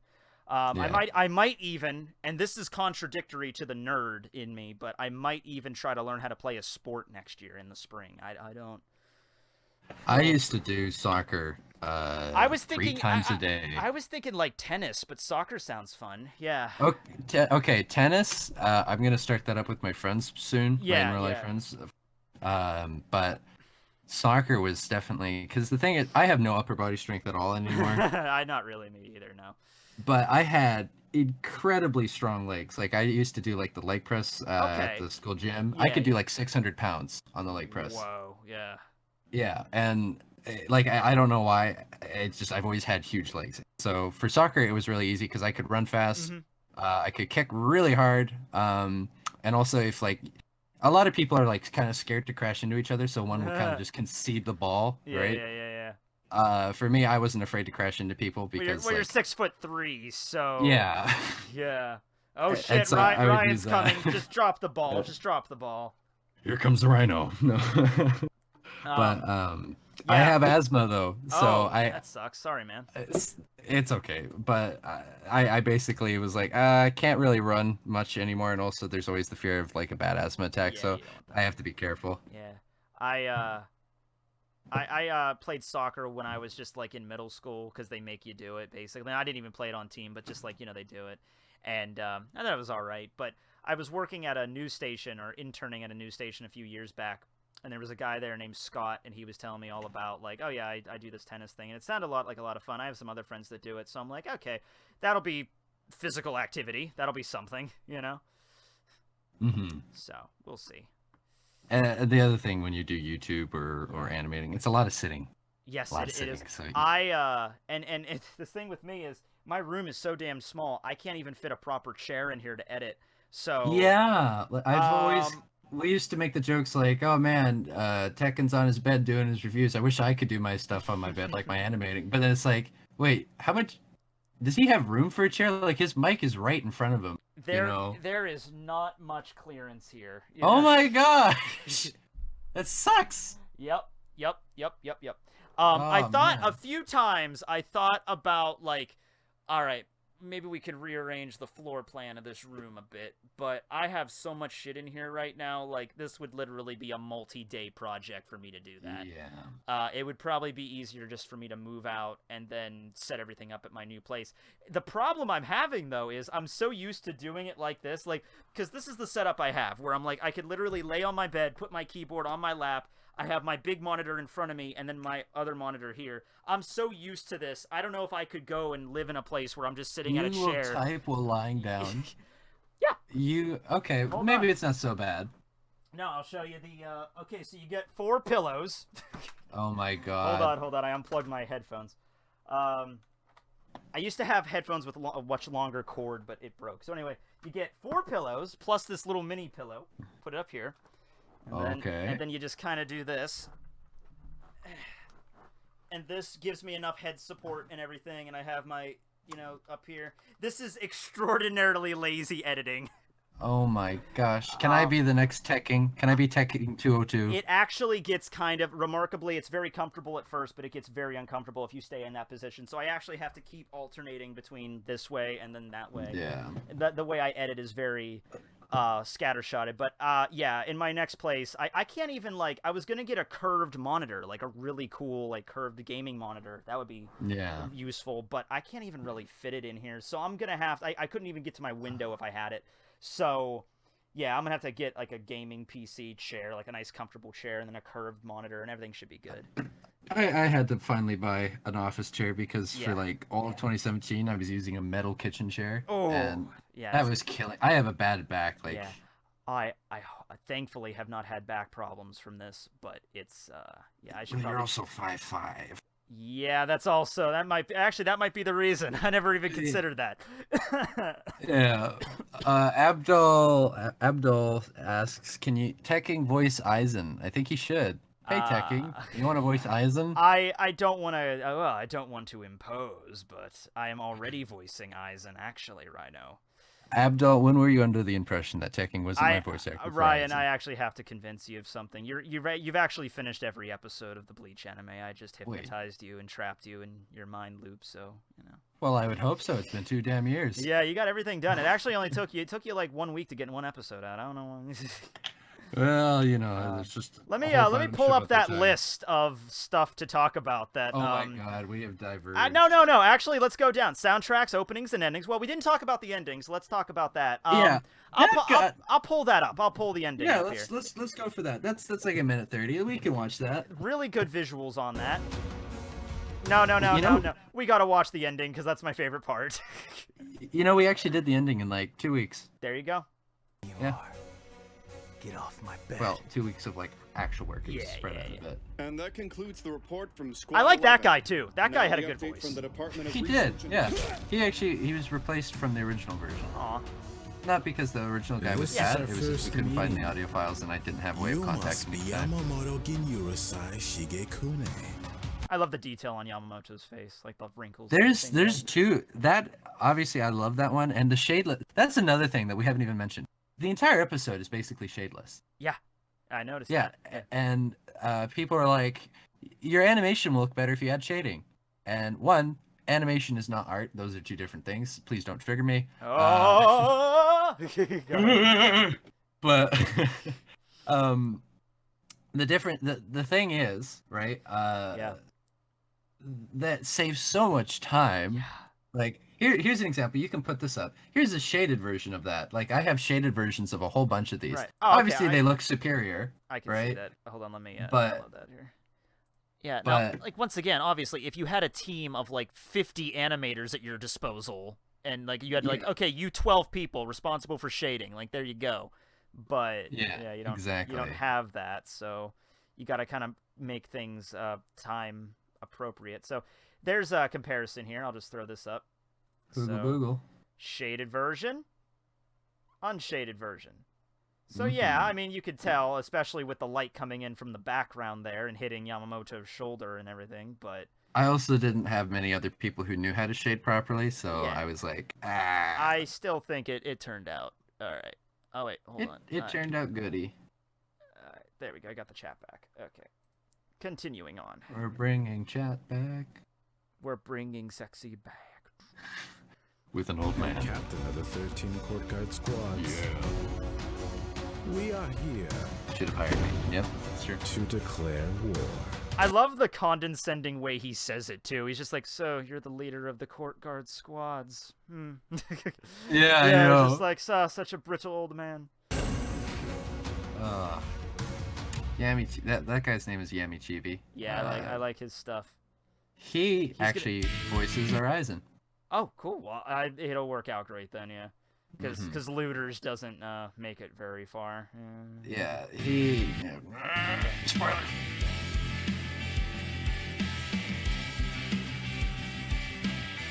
Oh my god, it's Yuha! Ah! Okay, I'll be And straight where's with his you. mustache? When it was first revealed, like, what Yuha looks like, everybody was saying to me, he's connected to Zangetsu, and I was so sure. I'm like, no, there's no fucking way he's related to Zangetsu, guys. It's just Come same on. face. It's just the same design. Just because he has black hair and a mustache doesn't mean he's related to Zangetsu. And then Kubo was like, oh, shit. Wait, you know what the most unrealistic thing about it is? Yeah. What? I guess as he aged, he became a lot more kind of able to take the sun, or his eyesight got better, and he ditched the glasses. Yeah. He got. Where did the glasses come maybe from? he just that was his young phase. That was his like hipster kind of like I'm gonna wear these awesome shades. Like, screw you, mom. I gotta look like a. It doesn't even make any freaking sense because when Yuha was young, it was apparently like the 13th century or some shit. You know, like it was like the old days. So they didn't have like cool like Gurren Lagann glasses during like the 1300s.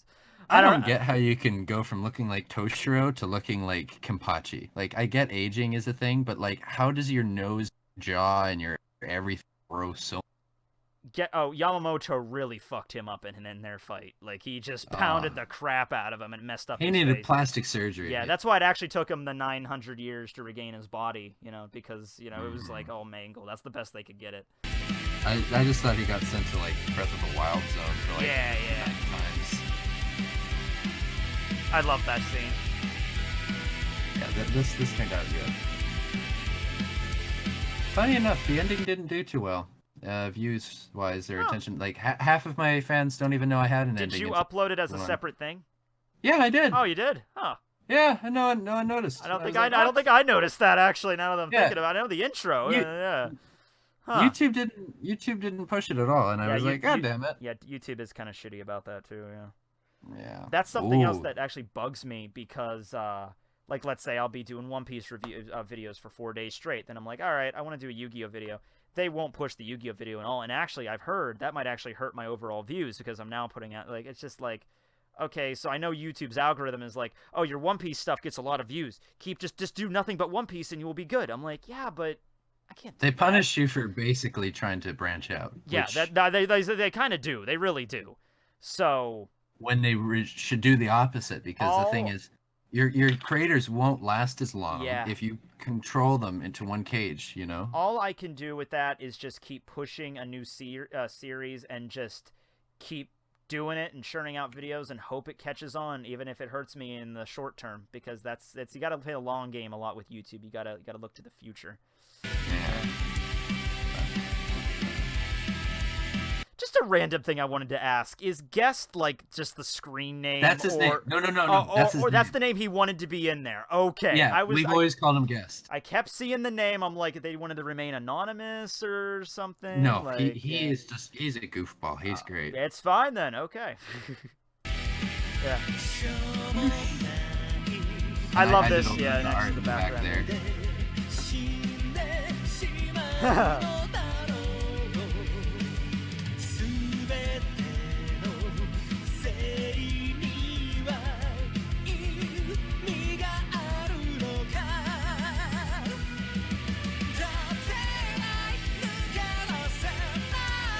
Whoa. You didn't include Ichigo versus Jean Karia from the Bount arc. Come on, man. Okay, listen here. I tried not to include fillers and stuff, but there's actually originally a lot more. I had him versus Tsushikima as well, which I don't know if it made the final cut, but the Ginjo fight's in here. Yeah, and there was also him versus Gin, him versus there's Tall him versus Aizen that was just butterfly. Yeah. Pre-alien, like just butterfly Aizen. Butterfly Aizen, yeah. But yeah, there he is. Man, I spent so long lining all of it. Yeah. That's something that still pisses me off to this day, how Tsukishima could survive with a volleyball-sized hole in his chest for like 5 hours. For a few hours, or at least an hour. You can't walk away that. No, like you die within the minute. It's immediate. Yeah, you would be unconscious as soon as the attack hit, and you would be dead from blood loss within a minute, easy. And he doesn't have spiritual pressure either, so you can't pull that crap. Yeah, I mean, no, I think they have spiritual pressure, like energy, but they're not souls. They're humans. You are a human man. But anyway, yeah. It was willpower.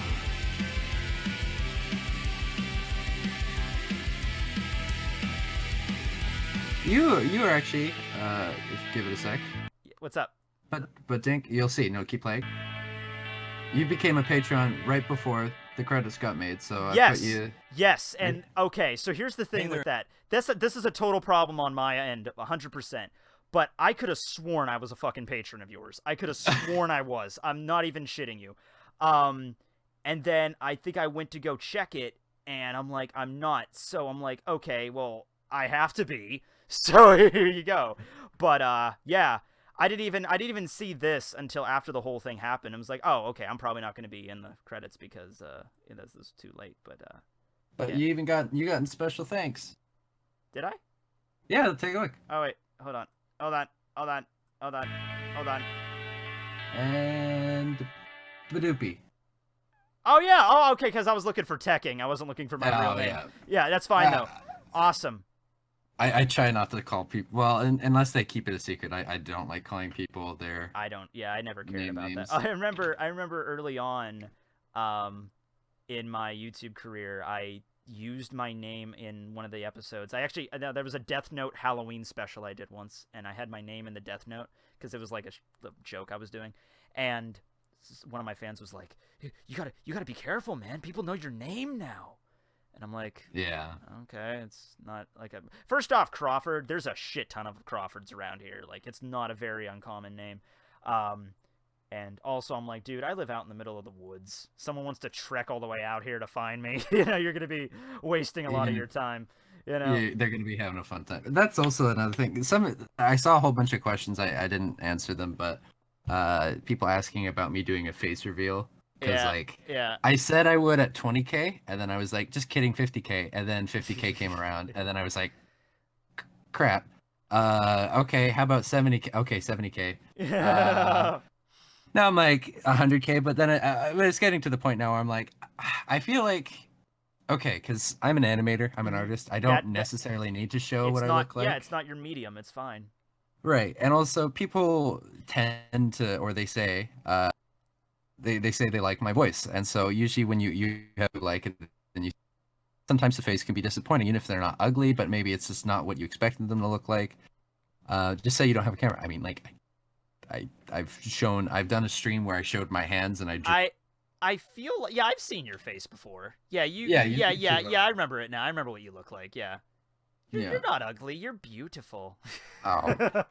Well, howdy there, Tekking. Or should I say Matthew? But hey, it's everybody has a different medium, you know. Like even with me, because I was inspired by people like Doug Walker, the Nostalgia Critic, James Rolfe, the Angry Video Game Nerd, Noah Antweiler. It's basically a lot of the early That Guy with the Glasses crowd, and theirs was mostly like they would be on camera, they would dress up, they would do their shtick or whatever, and I always just really was fascinated with that kind of medium, so that's what I do. But, you know, it depends on, you know, your preference. Like, even when I do a video, like, I can't just turn on my camera, like my room looks like shit right now. I can't do that. I gotta make sure my bed is made. I gotta get the appropriate poster in the background. You know, every little I make sure my drink is not visible. I set up my little figurines over here or whatever. I gotta get everything, you know. I have to, and it's also hard. Yeah. I have long hair, like very, very long hair, as you. Yes, well, as I could see right there, I can see there's an image of you right there, Ryan. Yeah, it has to be perfect, and I can't go doing video because I'd be self-conscious or something like that. And also, like, I have horrible lighting in my. But, yeah, that's another thing. I might want to do it. Oh, sorry. No, that's fine. I was just gonna say, yeah, the lighting is another big issue there. Yeah. Yeah. I might do it one day, but I'm also kind of like. I'd have to know that my viewers are watching RetroRyno for also RetroRyno, not just Bleach animations, because I'm not gonna. I don't want to be aggressively pushing, things that they don't care about. Because like I appreciate their time and their whatever they do for me, their comments, their likes, patronage. Like that was something that I actually found very reassuring when Bleach ended. I was scared shitless because I'm like, okay, well that's what my whole channel was based around. So what am I gonna talk about now? And I had this fear, like, okay, were they watching me because they liked me and they liked my jokes, or were they just watching me because, like, oh, he's talking about Bleach and he shows the panels and everything? And just to keep up with it. So, but no, after I started with My Hero Academia, then to One Piece, and people are still, and even more people came in, and I was like, okay, that kind of feels kind of reassuring now that, like, I'm sure some people don't give a shit about, like, the jokes and whatever, but they're just watching because of One Piece, but it's like, a lot of people are here because, you know, I know I could be rather annoying, and if you can watch me and I have this many fans, then at least most people can, because there's like a hump you got to get over. There's some people that leave comments as like, this guy's voice is so fucking annoying, I hate him, I'm done within like 5 minutes, and I'm like, okay, fair enough, I've known people like that, but yeah, I appreciate people that are still around. No one likes your jokes, Tekking, we just like you. Aw, that makes me feel all warm and cuddly inside. Yeah, I don't like the jokes either. Well, that's the thing for me. I'm not saying like I'm getting big fast, right? Someone's name is Ryan to be funny. Is that a crack at me? No, that would be if their name was Keith. By the way, somebody asked. I'll make a quick. I'll check your Discord DMs, fam. Oh, someone. Go ahead. But somebody asked me for my opinion on Tokyo Ghoul. You also can give your opinion if you have one. I've never really watched it. I've seen like the first few episodes and read the first few chapters. Don't really know much about it beyond that. Not because it's a bad series, just because that happens a lot with me, where I'll start something and just kind of go away. It is my favorite manga. Oh, okay. Tokyo Ghoul is an amazing manga. It ended this year. The ending was a little rough, but not bad. Not Bleach levels of bad at all. But Studio P has brought it back as an anime, and I just want to give my opinion on this. Oh, by the way, my friend wanted me to forward that to you. That's my friend Kyle. Oh, let me go check out the Discord. Yeah, go ahead. Yeah, if you can check it whenever you have time. I'll check that out. Yeah. Yeah, but basically, Studio P, in my opinion, now everyone's entitled to their own. No, opinion. they're not. No, they're not. Only 5 people are, and we know which ones they are. But anyway, continue. Well, one of them's me. Okay, yes, there you go. But they butchered Tokyo Ghoul, and I would almost prefer if they hadn't started animating again. Okay. Not only they ruined the second season back in whenever they did it. The first season was really good. Yeah, but Tokyo Ghoul didn't it go Tokyo Ghoul, then Tokyo Ghoul Route A? Yeah.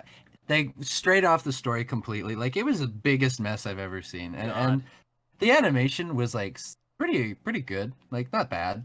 But Tokyo Ghoul Re's animation, and also it's rushing. They do about 10 to 11 chapters an episode. Think about that. Yeah, you're doing something wrong with that. Yeah, you're doing something wrong. They're skipping over things, like huge things. They just change, or and it's like Studio P has. And like, I have friends who actually work in Studio P right now. Wow. Right. You got connections. I do, but Studio P's quality, in my opinion, has fallen tremendously. And that brings me to my major point, and answering that one question. You remember I said there's a question I always get about, and it annoyed me more than when's episode 1? When's episode 2? No. It's like about if the Bleach anime come back, like how would I feel? What would I do? Right. Yeah.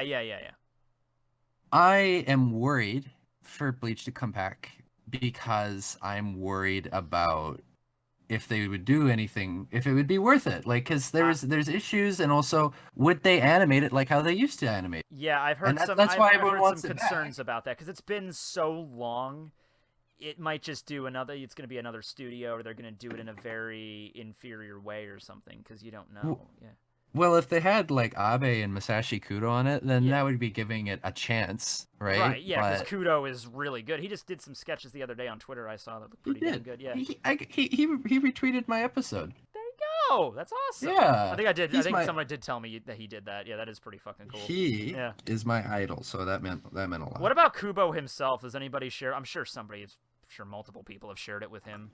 Yeah, I mean, he probably, it'd be dangerous if he commented on it. That is true, but hey, at least think of it this way. I think it's pretty fair to say he's watched it. I'm sure he's seen it. I'm sure he's seen it. That's pretty fucking cool. Even if he can't, like, all right, I'm not going to say anything because a bunch of different reasons, but, you know. Hopefully he like, appreciate, like. Wait, hold on. Rukia is in the comments. She's like, wait, what? He did? I'm like, we don't know for certain, but We could assume, you know. I think she's referring to Kudo. Oh, Kudo. Okay. Yeah, Kudo. Yeah. Kudo. We know. Yeah.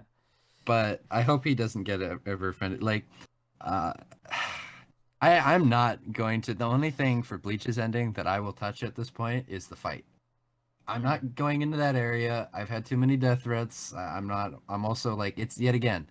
That would just be like a big controversy. I wouldn't gain anything from it. It would just people would be arguing again. Nobody wants that. Nobody wants that. No, nobody wants the drama. But a cool ass fight. I did have a cool, very neutral ending figured out that was like very respectful, and it basically just ends before the time skip, and it's just like. And then it's just like, you know, then they can go do whatever they want. They can do Kubo's ending. They can do your guys' ending in your head. Yeah, or they could do that ending that I did that one time where Chad goes off and becomes a professional wrestler, and he has, like, his whole backstory. Yeah. Oh, my God. I was going to make Chad, like, a firefighter. Did you see that, what I did that one time? I got to show that to you. So this was April Fools of 2017. And I was like, okay, I'm going to do a joke where the Bleach anime is coming. Well, no, Kubo is doing a new manga, and it's going to be a spin-off focusing on Chad. Oh. Yeah. And did they fall for it? A few people did, but I got a guy, was it Mr. Awesome that did it? I'm pretty sure it was. And he tried to mimic, you know, Kubo's style as much as possible, and he made like a fake like ad for it, like a Shonen Jump ad. I have it somewhere. I'll find it. But it really turned out. Oh, April Fool's 2017. This is it. Where is the? Here it is. So. My abuelo and me. Yes. No, it was. Oh my gosh. It was Puños de Passion, or the Fists of Passion, and he sends me this beautiful, like, you know. Kubo-esque ad for it, yeah. And so I designed all these characters except for Meninas and Chad, obviously. But the plot is, yeah, because in the last chapter, Chad is a professional boxer, even though he didn't really have any design. Like, he never mentioned it in the series. Like, Ichigo, I want to be a professional boxer after all this is over. You know, it's like. So I was like, okay.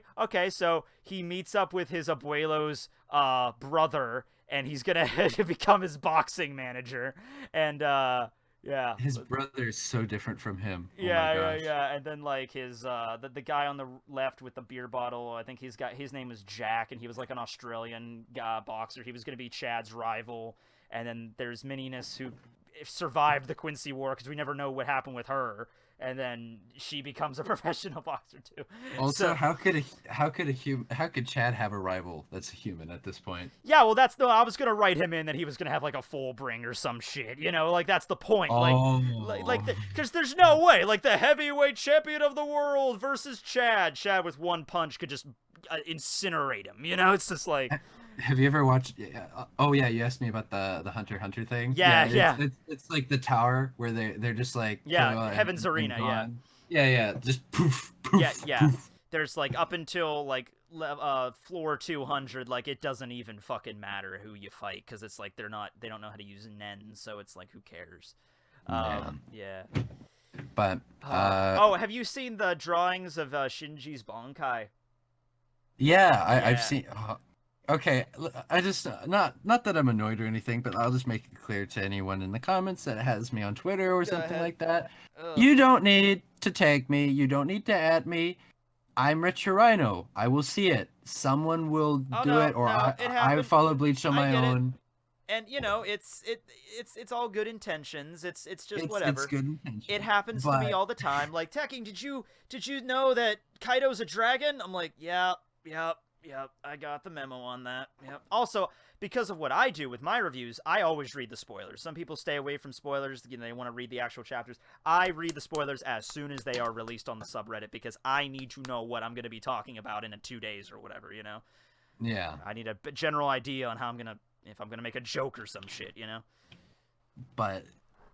Yeah, I get it. It gets kind of, you know, a little bit tiring after a while. Like, you know, have you seen this new I thing? guess I'm not used to it. It's fine. You'll get numb to it eventually. It's fine.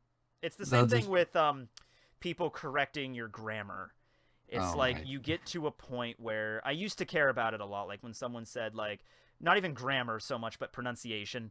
So it's like you're pronouncing this character's name wrong, you're pronouncing this character's name wrong, and it's like you're butchering these characters' names. It's like I used to care about it. Like, I'm really sorry, I'll work to do better. But as soon as I, do better on that particular word, there'll be like 15 other words I still don't know how to pronounce correctly.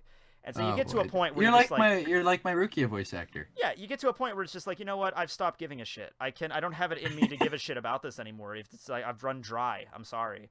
So, and that's just how it is, And it's kind of like, if you get to that point, then you get to your point, and whatever the person themselves is okay with. But especially the Reddit people are quite meticulous about pronunciations. Yeah. I mean, the way I look at it is, hey, look, everybody has an accent. Everybody has a different, like, the way they were raised, how to say certain words growing up. Depending on how, your parents or your brothers or your sisters, you might have said a word differently than the way it's actually pronounced. And, that's just how it is, So I'm never going to sweat it too bad. I'm trying to think of, okay, there are a few examples where I've really tried to correct myself. Like, I used to think emancipation and emaciation were the same thing. Not the same thing. Not the same thing. Yeah. For some fucking reason, I used to pronounce the word stoic as stoic. Like, I thought there was an extra T in there or something. I don't know why I used to say it that way. And the most recent one was in One Piece. I'm not going to spoil anything because I don't know if you read it on a weekly basis. But there's a character whose epithet is it's like the wildfire, but the first version of it was the conflagration. And I used to think it was pronounced conflagration because I think that sounds cool. But I think it's like conflagration or something like that. So yeah, I don't know. So I'm probably just gonna keep calling him the wildfire, I guess, to make sense. But the only thing I ever say weird is I don't say pillow, I say pillow, like with an E. Everybody has that. It's my pillow. I mean, you're Canadian, so I have to be somewhat stupid. I mean, I'm Canadian and all. If you're, I've heard people that are like Minnesotan, they'll say room as rum, or rough. That's a Nova Scotia thing too. Yeah, rough instead of roof, and it's just like you're pronouncing roof wrong. I'm like, yeah, but it's like, can you understand? It's a dialect thing, There's one thing there's probably like British Columbia sort of accenty, like certain words you guys only use up there. Around our area, Western PA, around where Pittsburgh is, it's yins, which is like the Pennsylvania equivalent of y'all. Like in the South, they say y'all. Up here, we say yins, and I'm thankful that never caught on with me. I never use yins, but I hear it all the time. I'm glad. Yeah, how yins doing? Yeah, it happens all the time up here. I get picked on. I say sorry instead of sorry. Yeah, they'll go at me for that. Car. I'll say car. Like instead of just car, it'll come out like car. You'll probably just get to a point where it'll be like you'll build a callus up to it or whatever. But anyway. What else? One thing I wanted to play before I because there's a few more scenes. I wanted to play the Rukia scene because Rukia. Oh. Yeah. Not just because of Orihime's boobs, but but also. All right. Squad. Whoa! We gotta listen to this guy first. Squad 11 guy. We got the Ikaku voice actor in the last 3 days. That's a thing too. It really is deserted. Damn it. When they gave us the report, there should have still been a few people left. But they're all gone now. They're dead, Jim. And the situation's getting worse. Maybe they got scared and everyone left. I doubt they'd want to stay in a place where people were disappearing without explanation. If they left, the Department of Research and Development would have been able to track their location and told us by now. The fucking government, man. He just looks so done. Yeah. God, I can't believe I got fired from One Punch Man. Yeah. Sir, we searched the entire area. So, was he the avatar in the manga, or did you add He looks exactly like that in the manga. Because I obviously don't remember random Squad 11 guy. I could go look in my archives and look it up, but yeah. Everyone thought I was just some dumbass making his... They're like, oh, is he Fat Aang? Oh, why'd you do that? He doesn't even look that fat! Yeah, and It's like we didn't design him. We were trying to be faithful. He was a big fan of Avatar, but he accidentally tattooed it, upside down. The wrong way. Yeah, it's like shit. Okay, honestly, like he basically, if you go down his neck, when he does a handstand, right, it goes this way up. Oh, there you go. So yeah, you're safe. Yeah. All right. Yeah. So let me. The Rukia scene was before this. Yeah. Woohoo. Yeah, I love this scene because it's just like, it's right after the Fullbring arc. This arc only takes place like 1 or 2 months after the Fullbring arc. Like you could tell there's a little bit of a passage of time, but not very much. It doesn't take place like the next day, but right. Yeah. So it's nice to have this. So it's just like, okay, everything's returned to normal. Rukia's back. Ichigo's got his powers back. They're all back into the dynamic. Ichigo doesn't feel useless anymore. They're friends. Uryu's hanging out with them. Everything's good. I'm not hungry. Uryu, your wrist. Do you want me to heal it? Do you want to talk about something, Uryu? We're all your friends, and we care about you very much. I'm so glad we cut so much out of the scene. No, it's fine. You shouldn't waste your powers on a cut like this. Huh? Hey! What's everyone being so quiet for? What the hell? Rukia! Hey, Rukia! Orihime, nice to see you. I love your hair. It really suits you. Thank you. You look very... I'm just gonna pause that really quick. Okay, okay. Mature. Was that supposed to be a compliment? Did Ichigo invite you too? You all invited yourselves! Well, I'm happy to see you all. I love that scene. Yeah. Unfortunately, that I'm was here a on fun direct one. orders. Tell me, have any of you noticed a lack of hollows lately? I'm here to deliver a message that was... We were going to send these 2 people to deliver it, but they weren't. We ran out of red shirts, so they decided to use an actual character. Yeah, like just use an actual character that has like a connection to you guys. That would make a lot more sense to be like, hey, friends, have you seen anything weird going around here lately? Yeah. Now that you mention it. The other thing is, like, Rukia doesn't meet up with the friend group at all during the final arc, basically. Besides, like, oh, the hot yeah, spring. I guess she fucking doesn't. Up until when when they all meet up at, well, no, because Ryu and Chad aren't even there, but when they, they go through the portal, Basically, it's just, like, they get little drive-bys here and there, but it's always Rukia's with Renji, and then it's Orihime, Chad, just Orihime, Chad, because Uryu... How do you feel about the whole Renji Rukia thing? I know a few people that were upset by that. I have grown. Like, basically, back when I first started the project, I was like, how am I gonna deal with that whole situation? Because I literally got death threats. People started finding my personal Facebook, which then I changed all my. Yeah, that's pretty scary. Yeah, that's scary. And I'm just like, and I hadn't done anything yet. They were just trying to cover bases or something like that. Like, I didn't make a statement. Like, you better not be. I'm just letting you know, you better not be doing that that Rukia Renji thing. Yeah. It was, honestly, not many haters for Renji and Rukia. It was just haters for, people wanted, they either hated Orihime, right? Okay. And they're like, she's so horrible, she's toxic for Ichigo, blah blah blah blah blah. And I'm like, that's I mean, like, I tried to play devil's advocate so hard and see it from every side, and then I was like, their relationship to me is just really kind of bland, sort of, cliche with it, maybe a little bit. Well, I'll give my opinion, but I just really want to make it clear. Go ahead.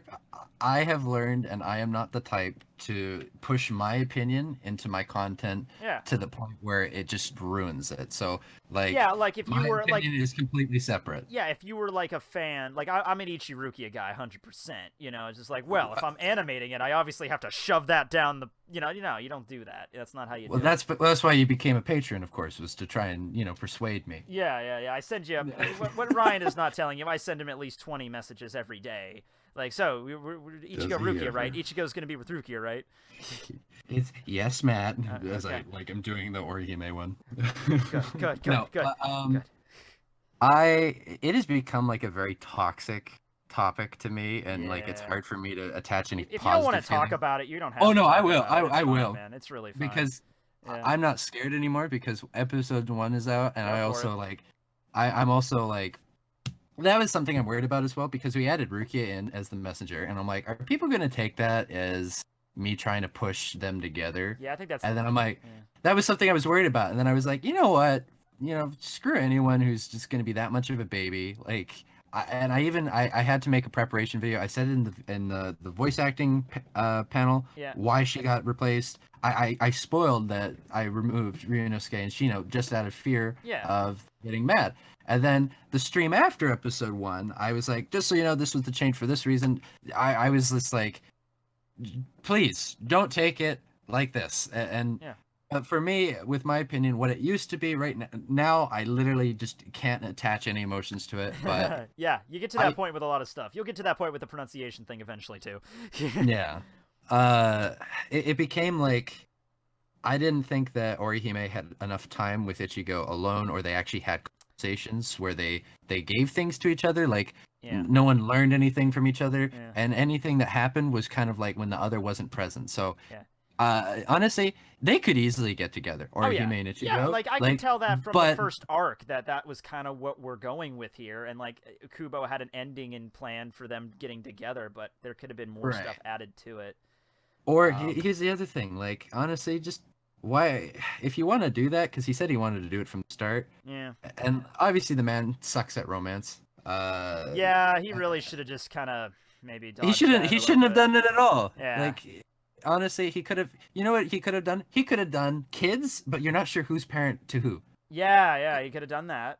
Yeah, and like leave it open because it's like open-ended. But the dude got harassed about Ichiruki stuff a lot, so I'm sure he had a bit of a bitter bone with that.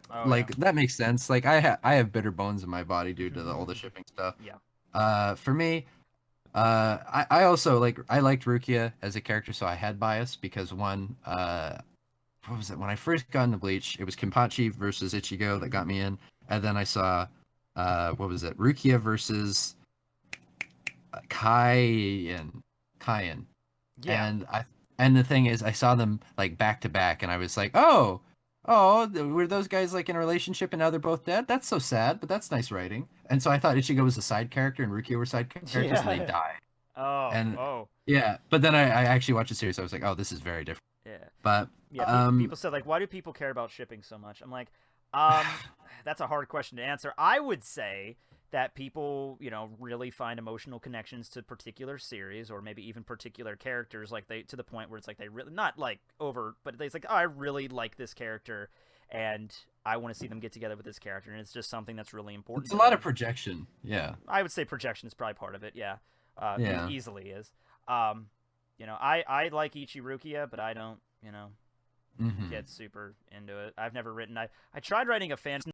Not a shipping one. I just try to write basic fan fiction. I can't get very far into it, so writing is not writing's not my medium. It's not what I'm. It's not. What for me, it's like if people are like shipping can be extremely cancerous. Yeah. No, here's the thing that I wish people would like realize. Stop. It's like feminism, right? People call extremist assholes feminists. Yeah, and now it gets everyone to the point where those certain words are like overused so much they kind of lose their meaning becomes diluted. Like toxic is thrown around so often. I don't even know what the hell that word means anymore. Basically, you just call someone toxic if you don't like them now. Yeah, basically, or Nazi. Yeah, that's also something, Nazi.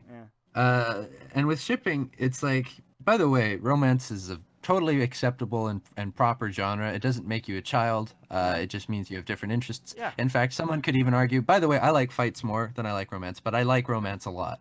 Yeah. I do too. But if you want to be like, you're a child for liking romance, I'm sorry, someone could make the argument, who's the person that needs constant stimulation to stay interested in the show? I don't even pay attention to those kind of arguments. Like, you're a child if you like this one particular, genre. Right. I'm like, okay, at that point, you don't know what the hell you're talking about. You don't understand how this works.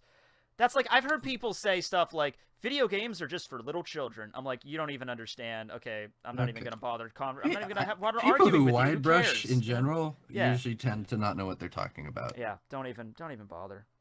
But then people go like this. It's not like you're going to change their minds, so what's the point when they're that far gone, Yeah. I mean, also, here's the other thing. If someone has a different opinion than you, right? why do you feel the need to aggressively try to change their opinion? Because you're right. You know you're right and they're wrong. Then have content with that and then move on. Don't waste your time. Don't waste the internet's time. Like, go do something productive. Yep.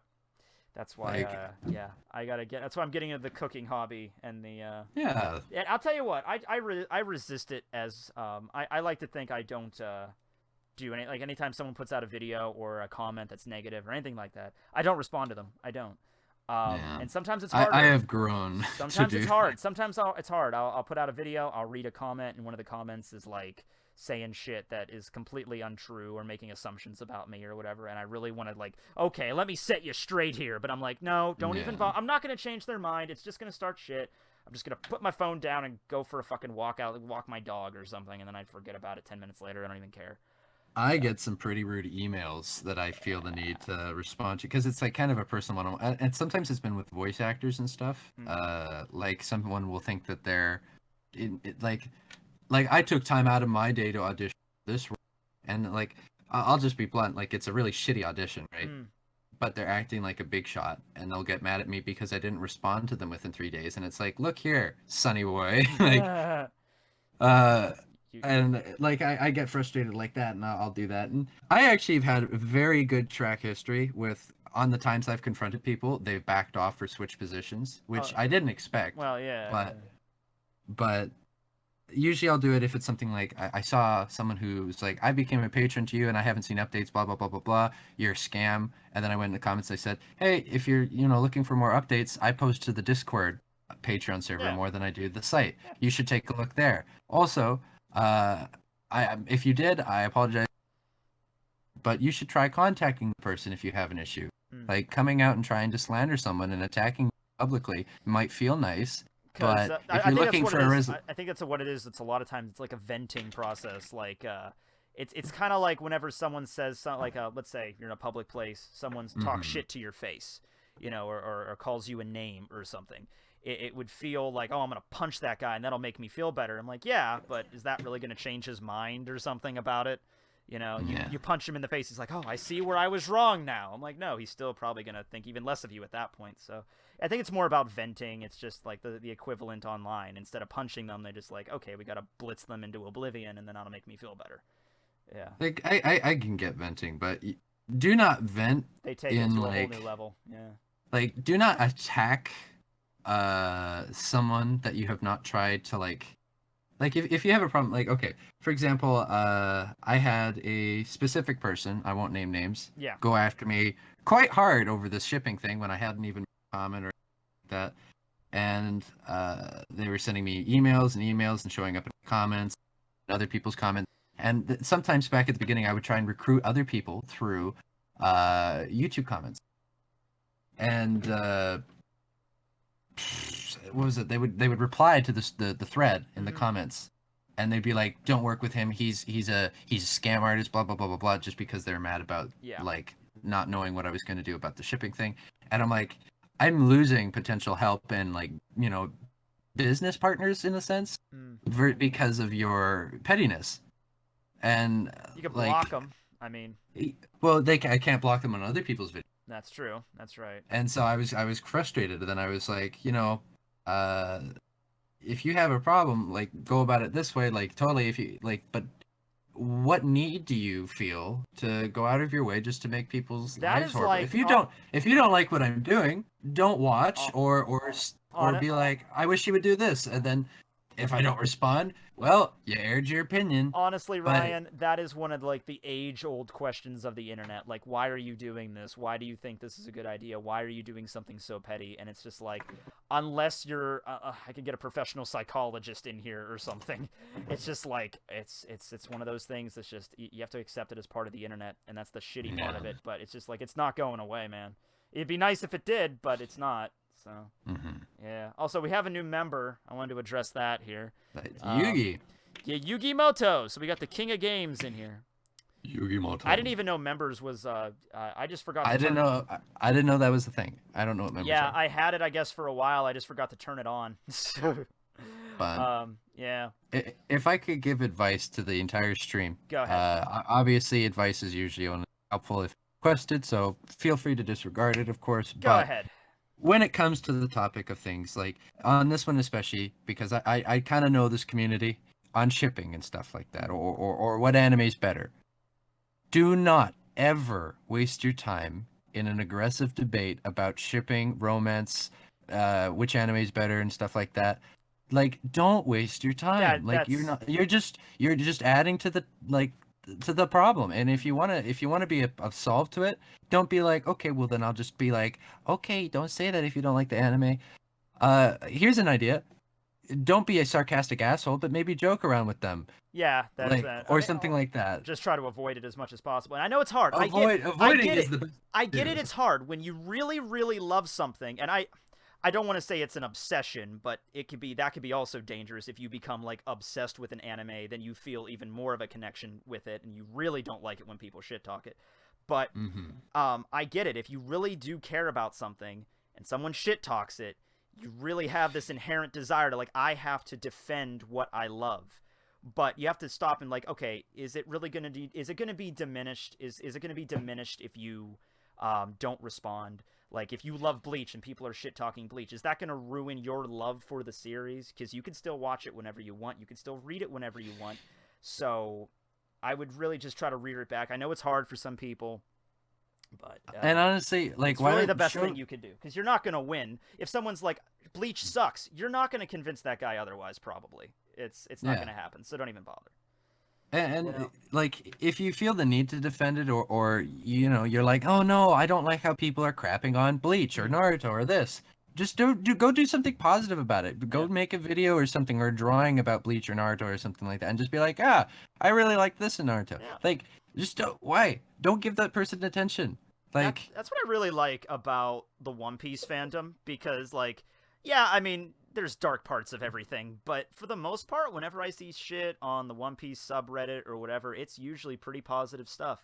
It's usually like, I made fan art of Chopper playing with a bowl of honey or something. Oh, that's cute. That's adorable. No one can get upset over that, you know? Yeah. And Oda also leaves out.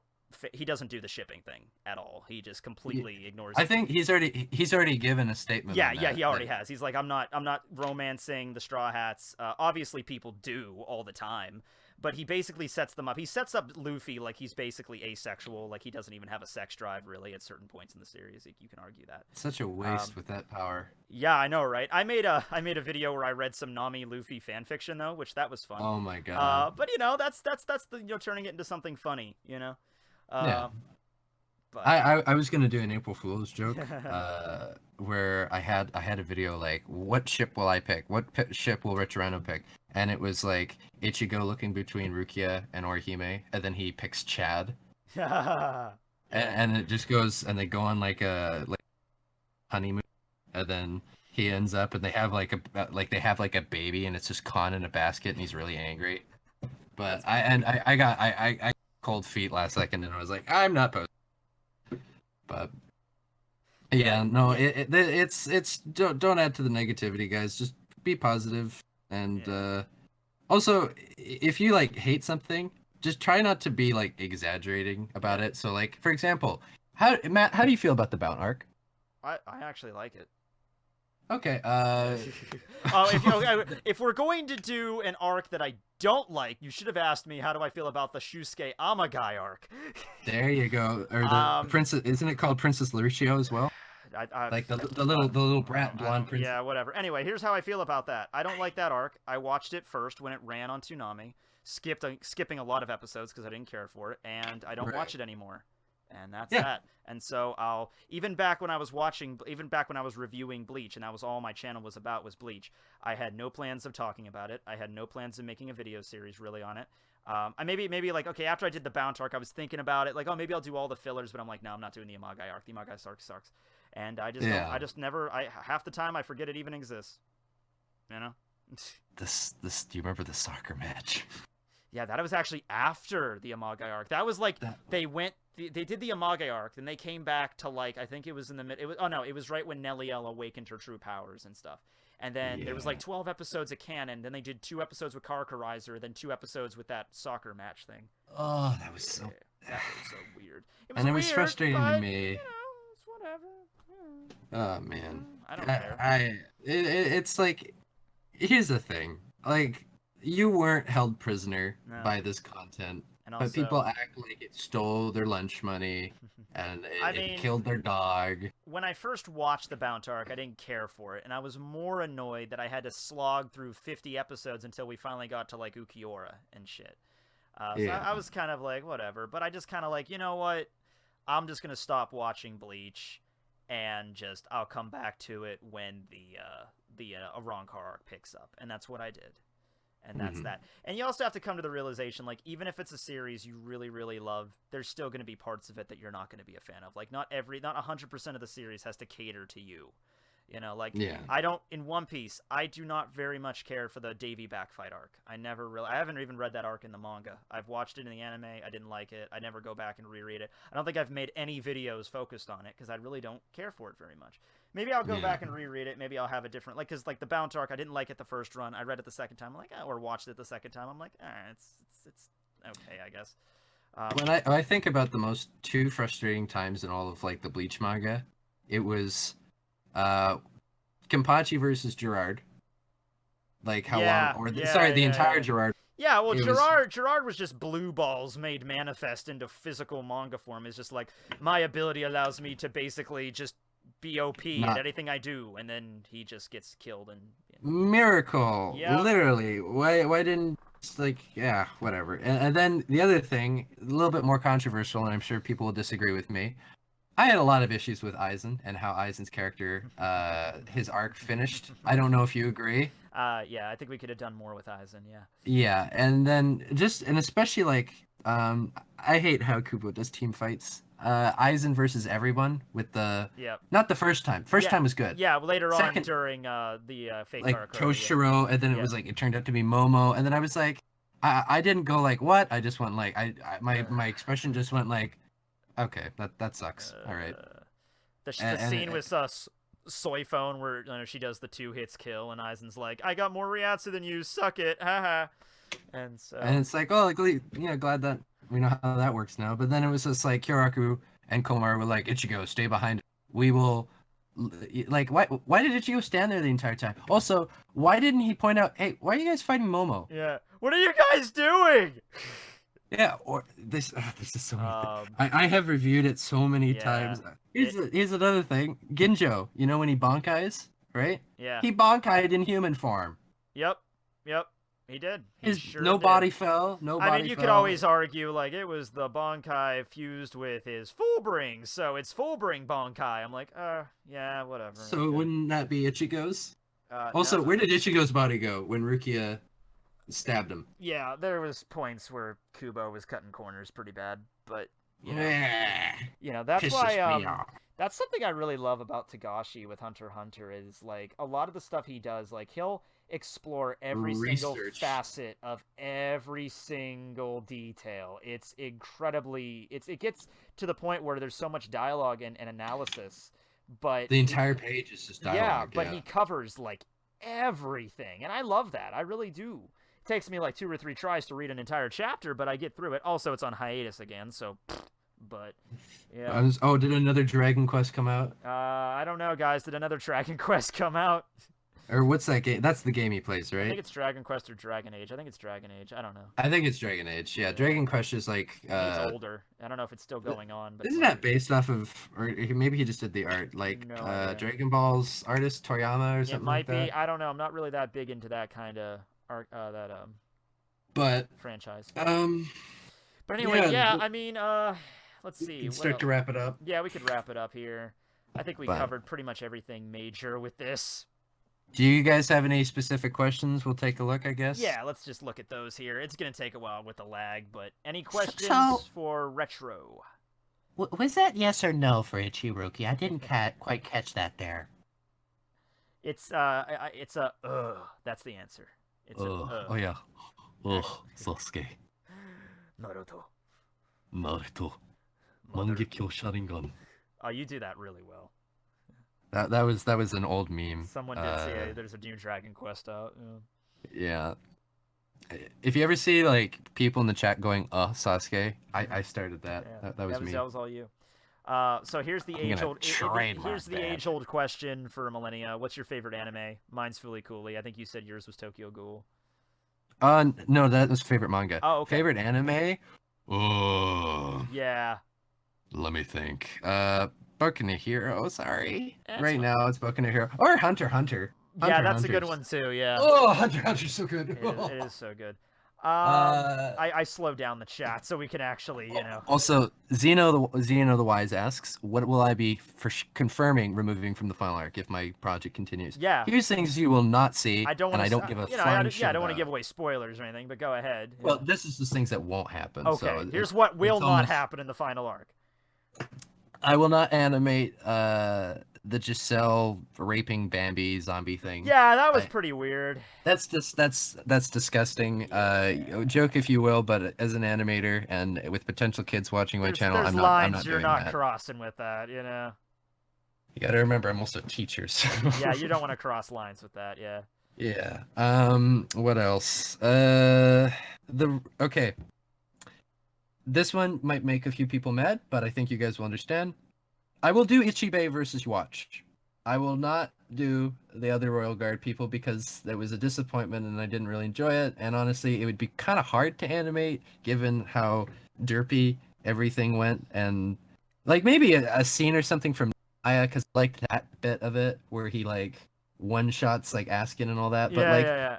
I'm just saying, like, if I'm gonna be picking the best parts, because that's what I'm doing basically. That's not it.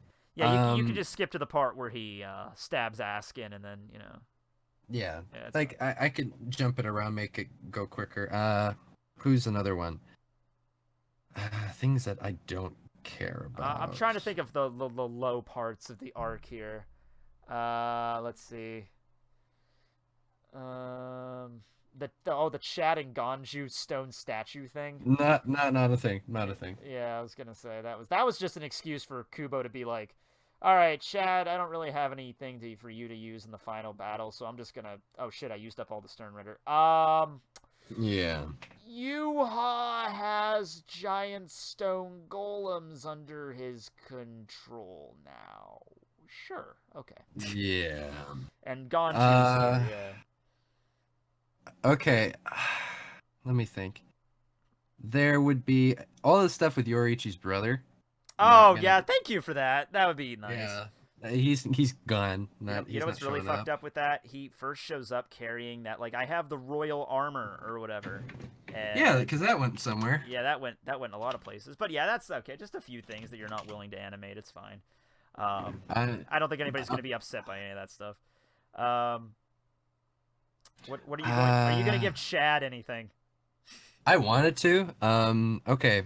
I wanted to have Ichigo versus Uryu to have a better confrontation, and Chad gets involved in that. Yeah. I'll have that written out. Yeah, or you could do like an upgrade to his hollow powers, so they're like more effective on Quincy's or some shit. Oh, we had a thing like that. Yeah. Yeah. We had a new design for him as well. Yeah. Let's see. Why did I refer to Naruto as Fondle in the past? Okay, so there's a story behind this really quick. So when I started doing manga reviews back in 2011, I actually did the big three. I did Naruto, One Piece, and Bleach on a weekly basis. Looking back on it now, I have no fucking idea how I managed to have the time to do that. But I didn't use images back then. It was mostly just, talking. And Naruto, in particular, for whatever reason, would always get flagged by Shueisha whenever I used any images in the thumbnail. To the point where I made a joke where it's like, I can't even use the name of the series to get flagged. So Fondle is an acronym for Foxy Orange Ninja does... I forget what it was. I forget what the L and the E stood for, but it was like Foxy Orange Ninja does something, Like that was the joke. So, yeah. I brought up a list of the fights here. And it's what are your top It's reminded me. Top 3 favorite fights. Oh, I see. Oh, top 3 favorite? It just said top 3 favorite fights, yeah. Pernida, Mayuri versus Pernida, Yuwatch versus Yamamoto. Yes. And honestly, okay, I've already animated, so there's no point in saying it. Byakuya versus Asnot. That's a beautiful Oh my god. fight. Why do you? I picked that first for a reason. The first one, right? Or the second Yeah, one? the first one. Yeah. Well, no, it was Rukia. Well, versus yeah, Asuna. but Byakuya does have a moment there, you know. Yeah, he shows up and he does he dabs on Asuna a bit. Yeah, then he's just like, fuck it, Rukia, you take care of cleanup duty on this one. Yeah. But fights that I won't animate because now I'm remembering some because I've seen this list. There you go. Soifan versus BG9. Little hesitant to do that because I don't care for Soifan very much. Yeah, because we're picking the best ones, and also like BG9, cool design. Is he worth it? No. Soifan, a lot of people like her. She's nice. They don't explain anything with him. Like, is he a cyborg? Is he a pure robot? Who built him? Why? He's Megatron. So yeah, I never cared much. I mean, BG9. Also, he was one of the Sterners. We never found out the name of the Shrift. His epithet. Shrift. Yeah, it could have been the knowledge. I guess I have no idea though. Oh, we made up one for Robert. Oh, I'm glad you did. Robert was awesome. He was great. I'll even spoil it because I don't think I'll animate it. His was gonna be the number. Basically, when he turns his shrift on, he kind of goes into cowboy kind of 10 paces thing. Oh, okay. And so when he counts, he takes 10 steps, and on his 10th step, he has to walk at a perfect like kind of speed, right? So it's slow, so he has time, and he goes 1, 2, 3, and if his opponent is behind him, right? Yeah. He won't miss when he turns around and shoots. That's awesome. It's basically, it was like a Lille thing. And so basically, and then I had to make it, I made it, Ukitake and Kyoraku teamed up on him again. And good. Because, Robert it was going to be like that. Robert was a joke because he showed up, he was in the part of the first invasion, like, oh, here's one of the main character Quincy's, like Basby and Bambietta, and then, we have this cowboy kind of office worker dude. Trench coat wearing guy. And it's even implied, like, he has a history with Yuha and everything, and he's like one of the older Sternrenders. We don't see him in the flashbacks, we don't see him anywhere. Yeah. Can we just go ahead. Oh, go ahead. I was going to say, can we just give Chad a full body armor at this point? And I'm like, that would be pretty bad. That's the next logical step. Yeah. But anyway, go ahead. Yachiru versus Gnali or whatever. Cool. Gwenel. I'll do. I don't know how to say it. Sorry. I'll do art for it, but it's not worth animating. He's just the vanishing point. He's just the creation of Greamy. Yeah. I'm Greamy Tome. Then there's Battle of the Zombies. I'm already gonna animate Mirai versus Pernida. That was just honestly a lot of work, a lot of bodies to animate. It's not happening. That zombie fight could have been cooler. It could have been. I don't know. It'd be cooler if the zombies were walking around like rotted corpses or whatever. They just kind of like had drool coming out of their mouths, like, whatever. Or in the case with Toshiro, it was just like red skin, and that was it. Yeah, I would do Kyoraku versus Lille. Oh, but that's a big one. It would get cut off earlier. Like he would. There are a few scenes there. Well, it mixes in with his flashback and everything with his brother and. Yeah, we would squish that down a little bit, but try and keep in the best parts. Well, we see Ichigo's mom's boobs. Well, that is technically canon. Okay. But once again, Steam. Trying to do a family-friendly thing here. Yeah, we're trying to do family-friendly. Give her a spirit dress or something, like Ichigo doesn't. Whenever Ichigo appears in his inner world, he's not like he appears naked every time in front of Zangetsu, Well, he's not a girl though, and that doesn't help the ratings. Honestly, that was one of the few times where I saw that, and it's like, I don't know if I can show this on YouTube. I don't think I can. I censored it, and I'm like, I can't show that.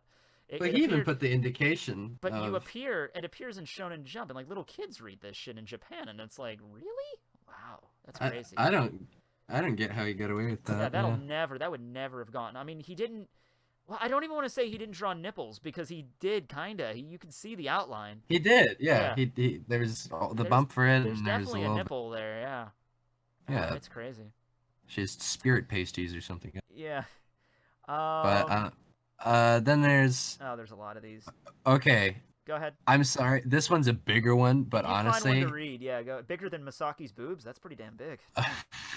I will do Hashwolf, or okay, not I will do, but I'm saying if I have the time and the project goes along, I would do Basby versus Hashwolf for sure. I'd love that. That one's a great one. That's a good one, yeah. But Uryu versus Hashwolf was a waste of time.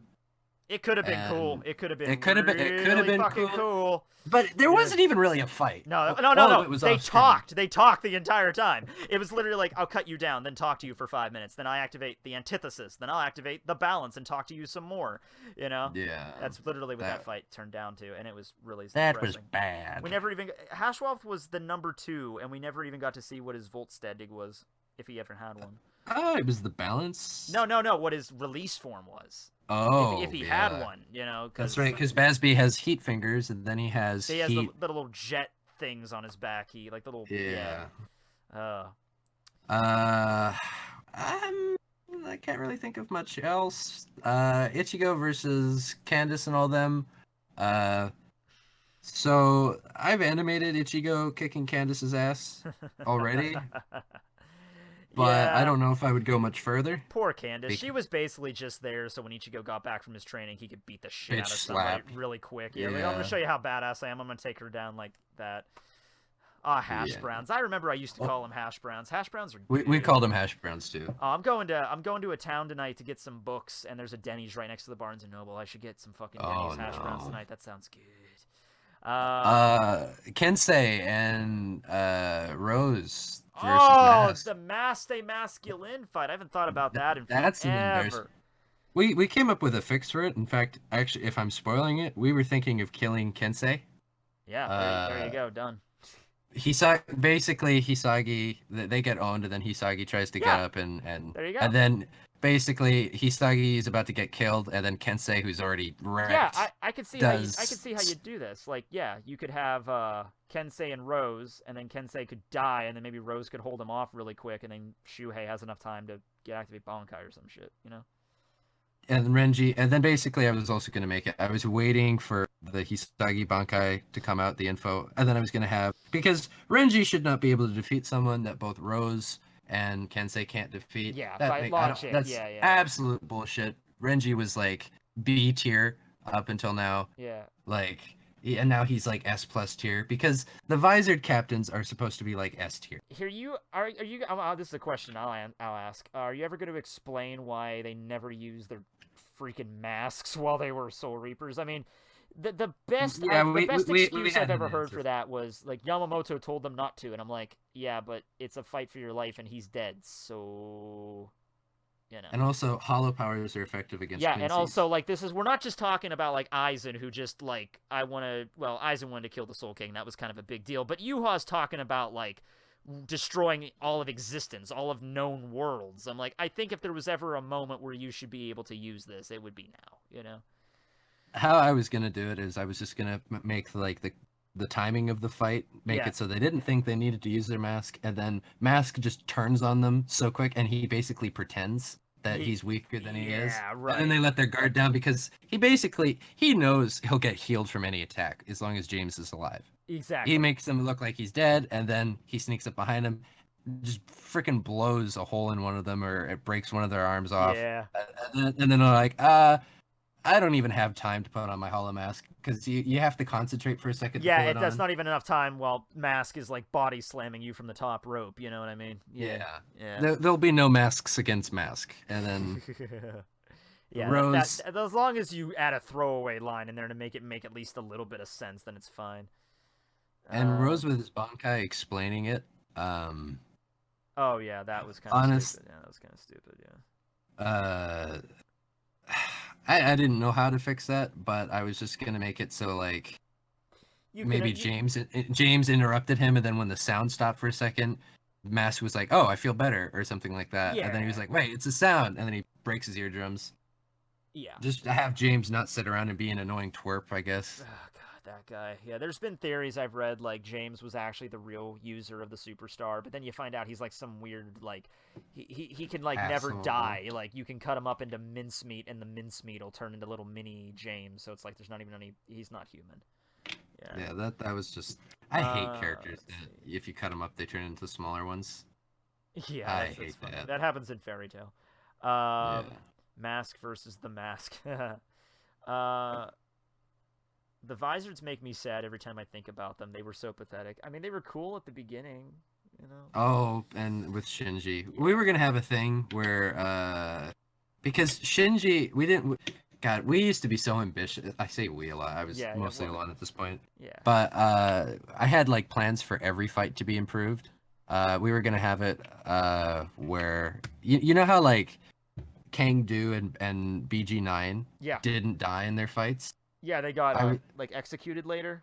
Yeah. Yeah. By the way, BG9 never got executed. Just Kang-Do. Oh well, yeah, that we've seen. Yeah, we never. Well, Yeah. yeah. So he got off screen or something. I don't know. Yeah, we never see him again after it.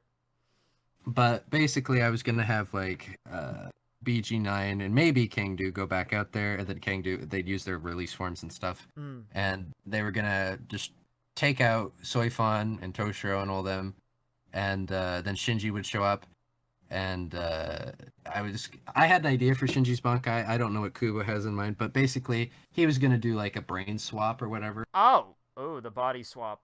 Yeah. Oh, okay, I got it. Yeah. And because everything goes backwards, right? And so yeah.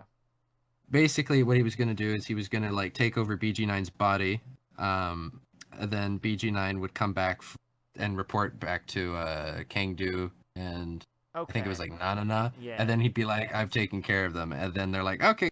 They turn around and they put their guard down. And then you see Shinji's like teethy smile through the mask of BG9. Oh, that's so cute. Yeah. And then he would just freaking shoot both of them. I can imagine that. He rips out the miniguns and just just unloads into them. Yeah. Yeah. It was gonna be like that. 20 Australian dollars. I love your content. Will he give Wabiske more love? Wabiske. Oh, the Izuru shit. Holy fuck, that brought back memories. Woo! That was fucked up. I'll tell you what that is. That's like Kubo killed off Izuru early in the arc, and then he's almost done with it, and then he's like, I think I want to do something with Izuru. And he's like, oh shit, I guess I don't have time to do anything with Izuru. Oh well, he's just awkwardly there now. Yeah. Yeah, we're not gonna, worry about any of the other characters. I get such. I mean, Izuru was alright, but yeah, that was like he added is like, oh, he's a zombie now, but he's not gonna do anything. Like, hey, okay. But you know what the redeeming quality of Bleach is? Orihime's boobs. Ronkiku's boobs, Neliel's boobs. Help me out here, Ryan. We're getting closer. What was it? What was his name? Ichigo's boobs? Like what was the guy with sunglasses, the vice captain's name? Iba? Yeah. Iba. The redeeming factor of Bleach is that he became a captain. Because that's what we were all waiting for. I was waiting for it. Yeah, that's fine. And he got a sweet pompadour too. Yeah, so. And he has a moon scar, even though they haven't had a. And he probably Kamamura is still probably his loyal like companion. I can imagine them riding into battle together. Like. Yeah. Oh my god, so little people died. Well, that was never addressed, huh? The whole Komamura thing. He turns back into a wolf, and then he's stuck as a wolf, and there's just no more elaboration on that. See, like Kensei didn't, Miuri didn't die, Kensei didn't die, Rose died, Doggy Captain died. Did any of the vice captains die? I don't think so. Wait, did Rose die? No, he didn't die. No, Unohana was sacrifice killed. Yeah. So it doesn't even count in my book. No, it wasn't. Yeah. She was just like a plot tool because Kubo didn't know what to do with her because she's supposed to be ungodly powerful. Then he was just like, yeah, I just realized he killed off Yamamoto and Unohana, two of the most hyped badass characters, like super early on in the arc. Yeah. Yeah. Damn. Also, Yamamoto killed one person. He killed Driscoll because he didn't kill Roy. You watched it. And Royd. Well, you killed him though. Oh, that's right. But it was a kill steal, but yeah, he was he sniped him there at the last minute, but he was missing part of his chest. I mean, he would have died anyway, but yeah, the coup de grace was Yuha, yeah. But yeah, then he just didn't give up a fight. He's just like, oh, you have a sword now. Obviously, you're Quincy. You're better with swords than me, Shinigami. Cut me in half. Oh, Ryukin, that's another. We keep stumbling upon shit that's like, oh, that was a mess. Oh, that was a mess. Oh, that was a mess. Oh, you remember this part of Bleach? Yeah, that was a mess. Yeah, but yeah, Ryukin, I was super. You know what? If I could like level it down to just one thing, I wish I could change. It would probably just be that either Ryukin does more, or we find out what the fuck the backstory was with Soken. You know? Oh yeah. Yeah, that. Was... I had a thing for. it was gonna be basically throughout the entire arc. I have Ryukin like studying and learning the history of your watch, and every like episode you'd get a little bit more history of. Have him do something. Have him like, I will go now into the underground archives that my grandfather had, and I will read all I can about this. You know, do something, Ryukin. Damn it. I was even gonna have her like have an emotional time with, where he's remembering like doing the autopsy on his wife. I even did that. Yeah, I did this. Yeah. Hold on, let me go see, because I was near the end of Bleach. I was so like just done with how it was ending soon, and we got like nothing. I actually started like making my own like headcanon fanfiction skits, and they were really bad. So I'm gonna subject you to one right now. Sure. Hold on here. Let me see if I can find it in the... going into the old Bleach archives. And this will probably be like one of the last things we do here. We've been streaming for 3 hours. Wow. Oh my god. Do I have it?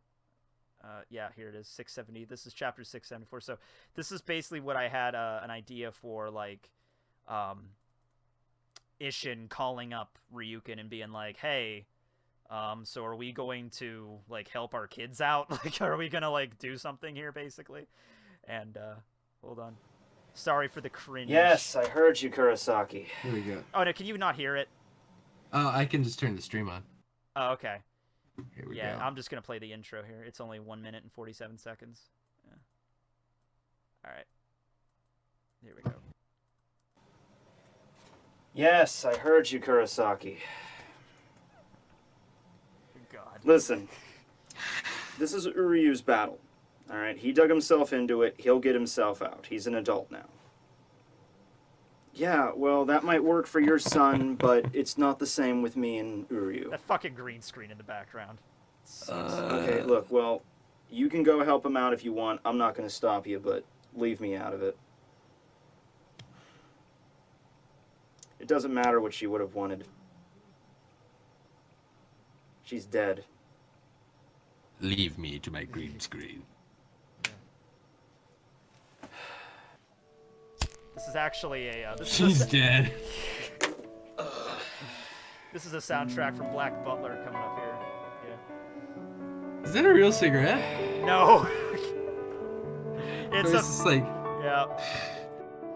Someone's gonna make a joke about, oh, are you cigarettes ticking? Yeah. Oh my gosh, the pictures. I know. I actually found some pretty decent ones, but yeah, I'm not good at... Yeah, they're not that great. That one's okay, with Katagiri. Oh my god. Yeah. Are you still with me? I am still here. I am still Bleach. Oh my god, the Quincy. Oh, god. Yeah. Hello, phone charger.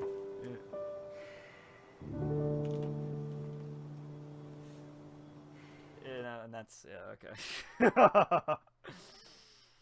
Yeah, that wasn't a phone charger. That was the charger. My old camera took AA batteries, and it would burn through them so much. I just bought the rechargeables, and just, yeah. Well, it was a thing I did. We've all made mistakes. Yeah, we've all been there. But I watched that and I'm like, yeah, I'm still me. I'm good. And I somehow got popular from doing that stuff. So yeah. Man, maybe I should switch what I'm doing. Yeah, maybe you should start doing really cringy skits, and I'll do it. That's the key to get you. Yeah. Yak yaks, at you go. Yeah, I love animation.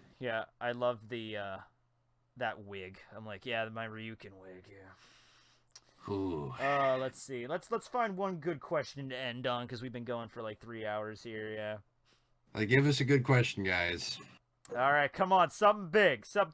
When's episode 2 coming out? We don't know. When's episode 3 coming out? We don't know. The future. Give us a good question. Tekking is so cringy. Good question. Yeah, that's a statement, but okay, it is true. Let's see here. I haven't watched the Bleach. Best so girl. Well, Uh-oh. yeah, that's not. It's Rukia for me, but you know, we're not gonna get into Okay, how about this? Are you gonna explain the whole Fullbringers coming back thing? How about that? Oh. Yeah, because you know they.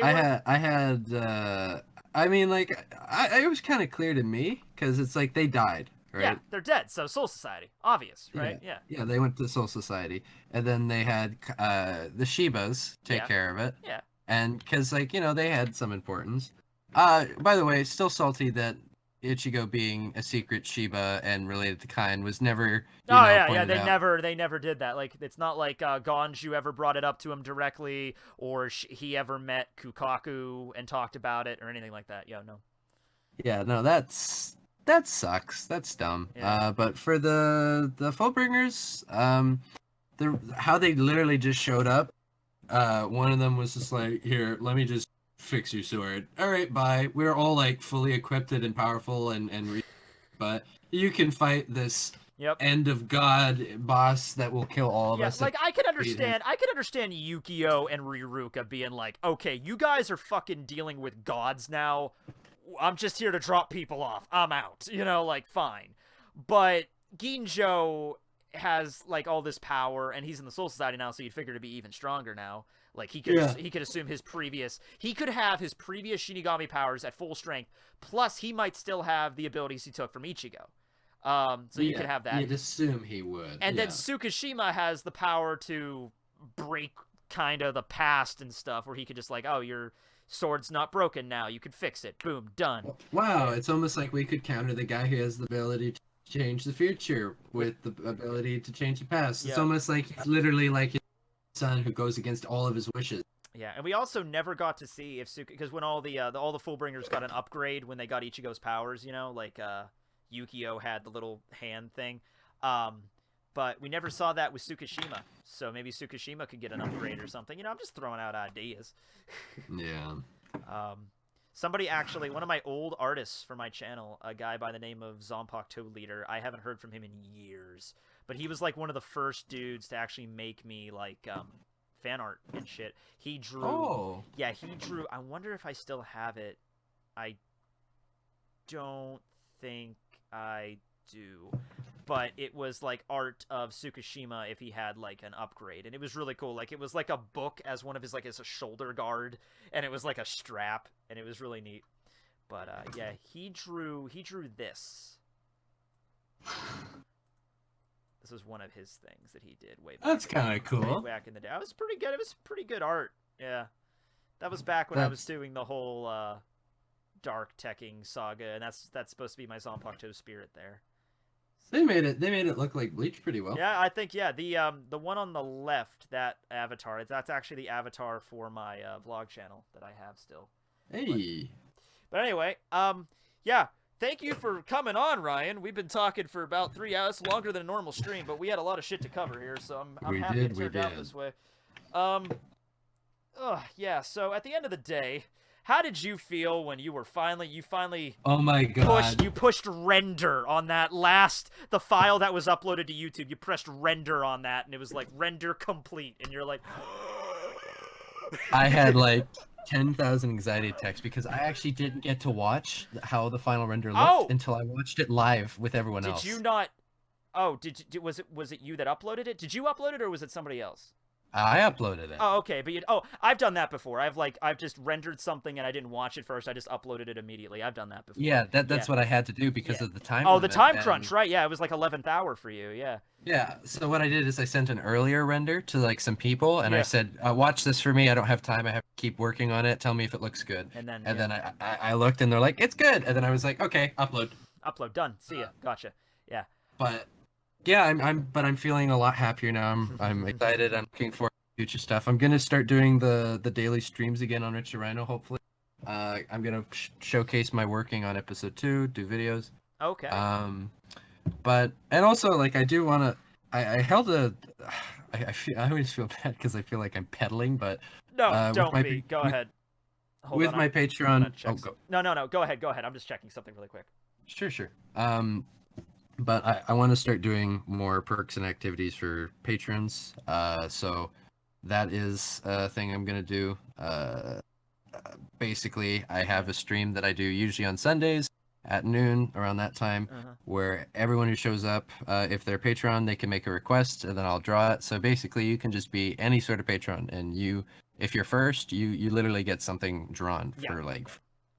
So, and also, yeah, Retro Prime Fluent Move. Yeah, I have a second channel with friends. You can send me a link to that. I'll pop everything because I'm gonna be saving this stream. I know I don't usually save every one of my streams. I'll be saving this one. Don't worry. It all worked out okay. I didn't drop any frames in this one, so we should be good. I saw a lot of people asking for that, so I'm sure they'll be excited. Yeah, they'll be okay. I'll save this one. So just send me whatever link you want, and I'll make it nice and orderly in the description. I also forgot to thank you throughout this whole thing. So you released that trailer for episode 1. Like, I don't remember, it was like a week or two maybe before it came out. Like, episode 1 will be released November 15th, right?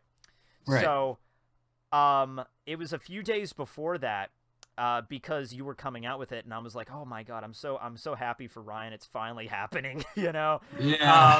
And that made me remember a project that I had not touched on in years.